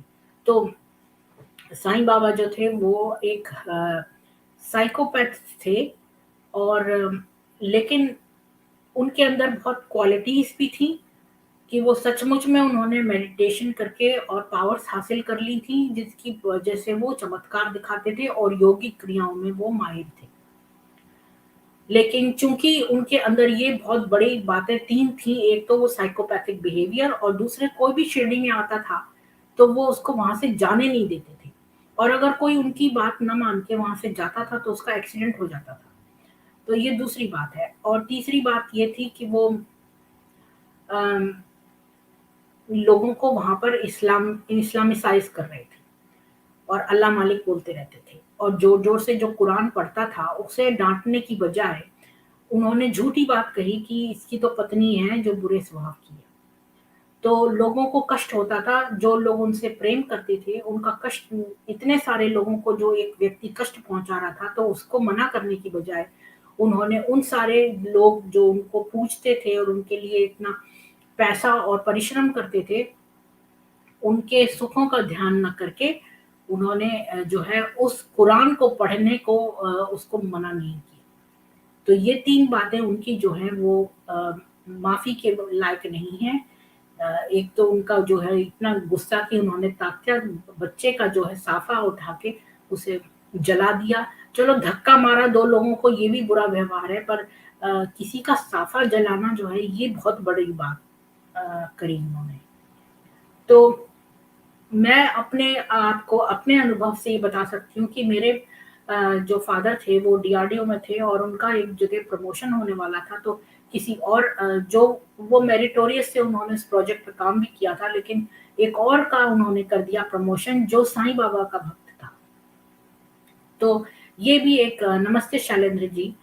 तो ये भी एक बड़ी बात है कि वो ये क्या कहाँ तक उचित है? अगर आप किसी को मानते हैं, तो क्या आपको नौकरी मिल जानी चाहिए इस बेसिस पे कि आप किसी को मानते हैं? या आपको मेरिट के बेसिस पे नौकरी मिलनी चाहिए? कल को भई यहाँ पे बोलेंगे इस पंथ के लोग ये वाली नौकरी लेंगे, ये वाले लोग इधर लेंगे, तो क्या हम मेरिट के बेसिस पे नौकरी दें या हम जैसे लोग कहते हैं नेपोटिज़्म भी एक बुरी बात है, जैसे लोग कहते हैं बॉलीवुड में नेपोटिज़्म है, तो ये भी तो एक तरह का नेपोटिज़्म है कि तुम जो है अपने भक्तों को ही नौकरी दो। तो मेरे फादर जो मेरिटोरियस थे और जिन्होंने उस प्रोजेक्ट पे काम किया था और जिनका प्रमोशन तय था, उनका प्रमोशन ना हो पाया और जो है वो साइंटिस्ट ई नहीं बन पाए और वो साइंटिस्ट ई या एफ नहीं बन पाए और वो जो दूसरा व्यक्ति था जो साईं बाबा का भक्त था, वो उसे मिल गया प्रमोशन जबकि उसने उस प्रोजेक्ट पे काम भी नहीं किया था। तो ये एक बहुत बात मुझे पता चली बाद में तो इस बात से मुझे हर्ट हुआ कि और मैं सोच में लग गई कि क्यों जो है लोग अगर किसी को एक गुरु को माने तो उनकी उस वजह से उनको नौकरी मिले और मेरिट पे ना मिले। तो ये एक बात है। तो यही मैंने पहले 10 चैप्टर से तो यही पता लगाया है कि वो इस्लामिक थे और वो साइकोपैथ थे, और उनका गुस्सा बहुत तेज था और लोग एक्शंस पे वॉक करते थे। कभी भी उन्हें डर लगता था कि ये जो साईं बाबा है ये और कौन ऐसा व्यक्ति चाहेगा कि भाई मेरा ही नाम का स्मरण करते रहो तुम। तो ये तो बहुत ही, ये चीज हमने बहुत उनमें देखी है लोगों में, जो मुस्लिम्स स्पेशली मोहम्मद के बारे में इतना पढ़ने के बाद मैं ये कह सकती हूँ कि लेकिन साईं बाबा चमत्कारी थे, मोहम्मद ने कभी कोई चमत्कार नहीं दिखाया। और साईं बाबा जो थे वो योगी भी थे, तो उनमें कुछ तो क्वालिटीज थी। तो आप क्या समझते हैं, कोई अपने बताना चाहेगा इस विषय पे, कुछ कोई बोलना चाहेगा अपने विचार, कि आप लोगों को क्या पता चला साईं बाबा के बारे में पहले 10 चैप्टर्स में से। बाबा is equal to customised momo part 2। हाँ, लेकिन मोहम्मद तो एक कोड़ी को देख के बहुत डर गया था, उसे जब वो इस्लाम कबूलने आया था तो मोहम्मद ने उसे जल्दी से भगा दिया, हाँ हाँ तुम्हारा मंजूर है।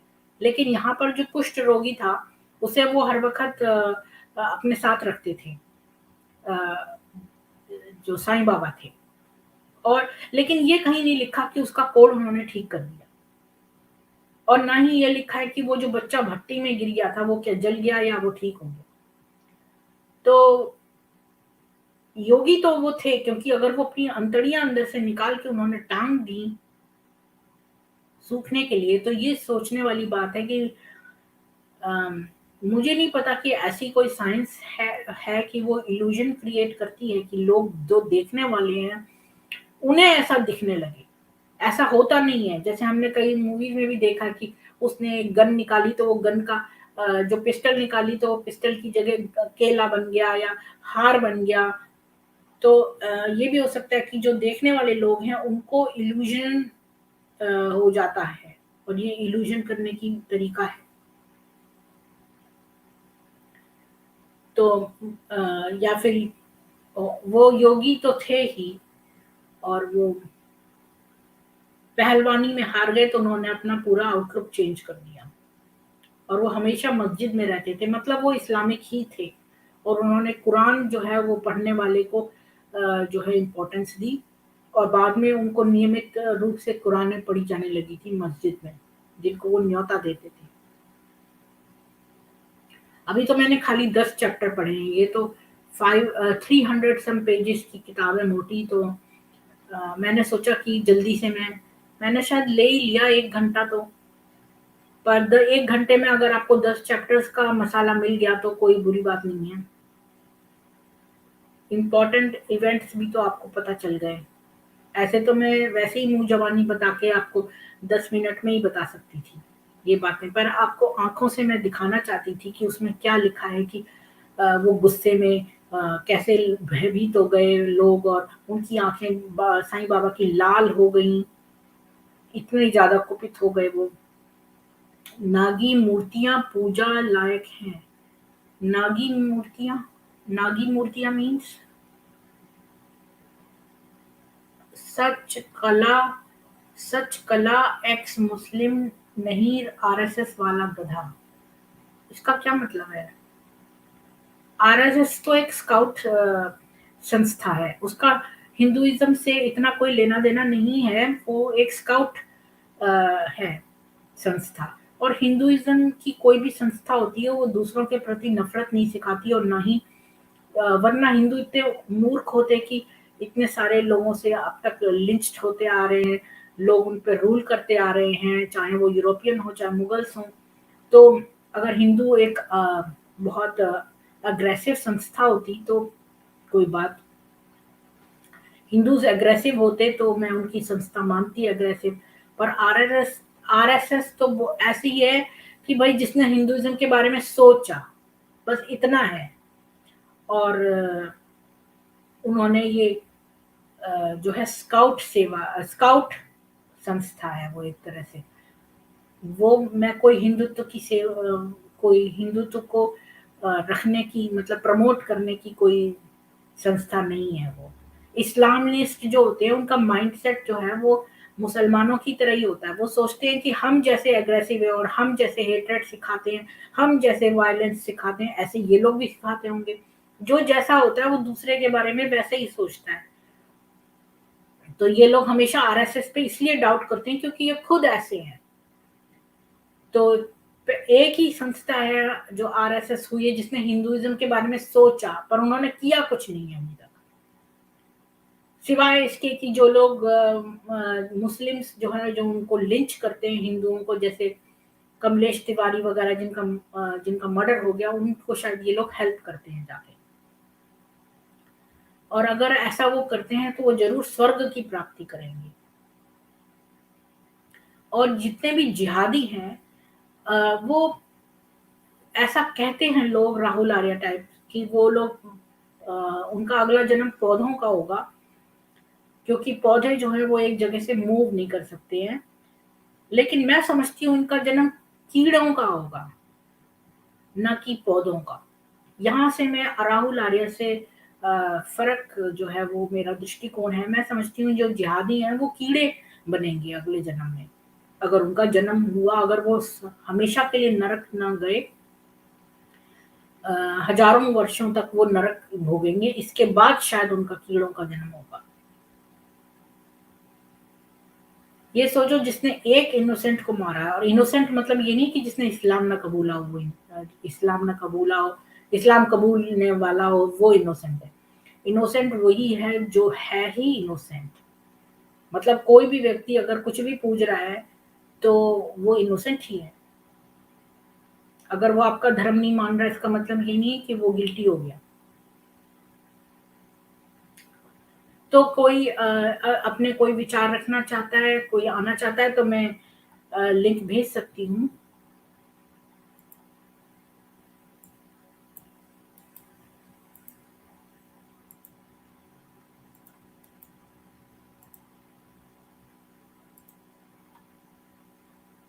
मैंने लिंक भेज दिया है, अगर कोई आना चाहता है और साईं बाबा के बारे में कुछ बोलना चाहता है। वैसे तो मुझे बहुत कुछ पता है कि उनका नाम चांद मियाँ था, और वो बहुत अपशब्द और लोगों को गालियाँ देते थे, और एक बार उन्होंने बकरा हलाल किया था। तो ये सारी बातें मैंने सुनी है, पर अभी मैंने साईं चरित में नहीं पढ़ी है। पर जो पढ़ी है वही बताई है। इसी किताब की मैं विश्लेषण कर रही हूँ, और जगहों से साईं बाबा की नॉलेज नहीं ला रही हूँ। और उसका एविडेंस भी मैंने आपको दिखा दिया है। नार्सिसिस्टिक बाबा टेक पैराजी कहते हैं, लेकिन नार्सिसिस्टिक हाँ एक तरह से हो सकता है। कोई भी वहां से आता था तो उसको जाने नहीं देते थे, मतलब शिरडी छोड़ के नहीं जा सकता था। यानी कि अगर आप कभी गए, अगर साईं बाबा जीवित होते तो आप वहां से वापस लौट के नहीं आ सकते थे। अगर आते तो एक्सीडेंट हो जाता। अगर वो मना करते थे, हर एक को बोलते थे वहीं रुक जाओ।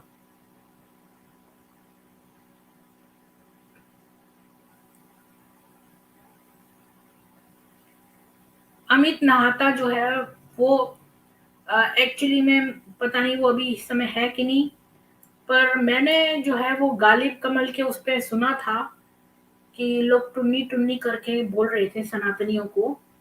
चलो कोई बात नहीं, अगर उन्होंने टुन्नी नाम दे दिया तो इसमें कोई बात नहीं है। अगर उन्होंने ऐसा कोई नाम भी दिया है तो शॉर्ट फॉर्म, लेकिन कई चीजें मुझे उस प्रोग्राम में गालिब कमल के बड़ी बेकार लगी। खैर मैं इस समय नहीं, मैं दूसरी स्ट्रीम में चैट लाइन खोल सकती हूँ अगर कोई आना चाहे तो, क्योंकि इसको मैं यहीं पर बंद करके चैट लाइन खोल सकती हूँ और उस बारे में डिस्कशन कर सकते हैं अगर कोई इंटरेस्टेड है तो।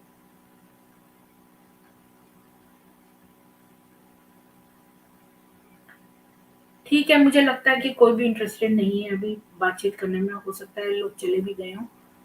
तो मैं अपना ये ब्रॉडकास्ट एंड करती हूँ, फिर हम नेक्स्ट 10 अध्याय जब रखेंगे तब मिलेंगे। तब तक मैं पढ़ लूँगी। धन्यवाद आप सबका, और आपका दिन शुभ बीते या रात्रि शुभ बीते। और मुझे लाइक और सपोर्ट करने के लिए 2 लोगों को आगे ये इन्फॉर्मेशन प्लीज़ पास करिए। धन्यवाद।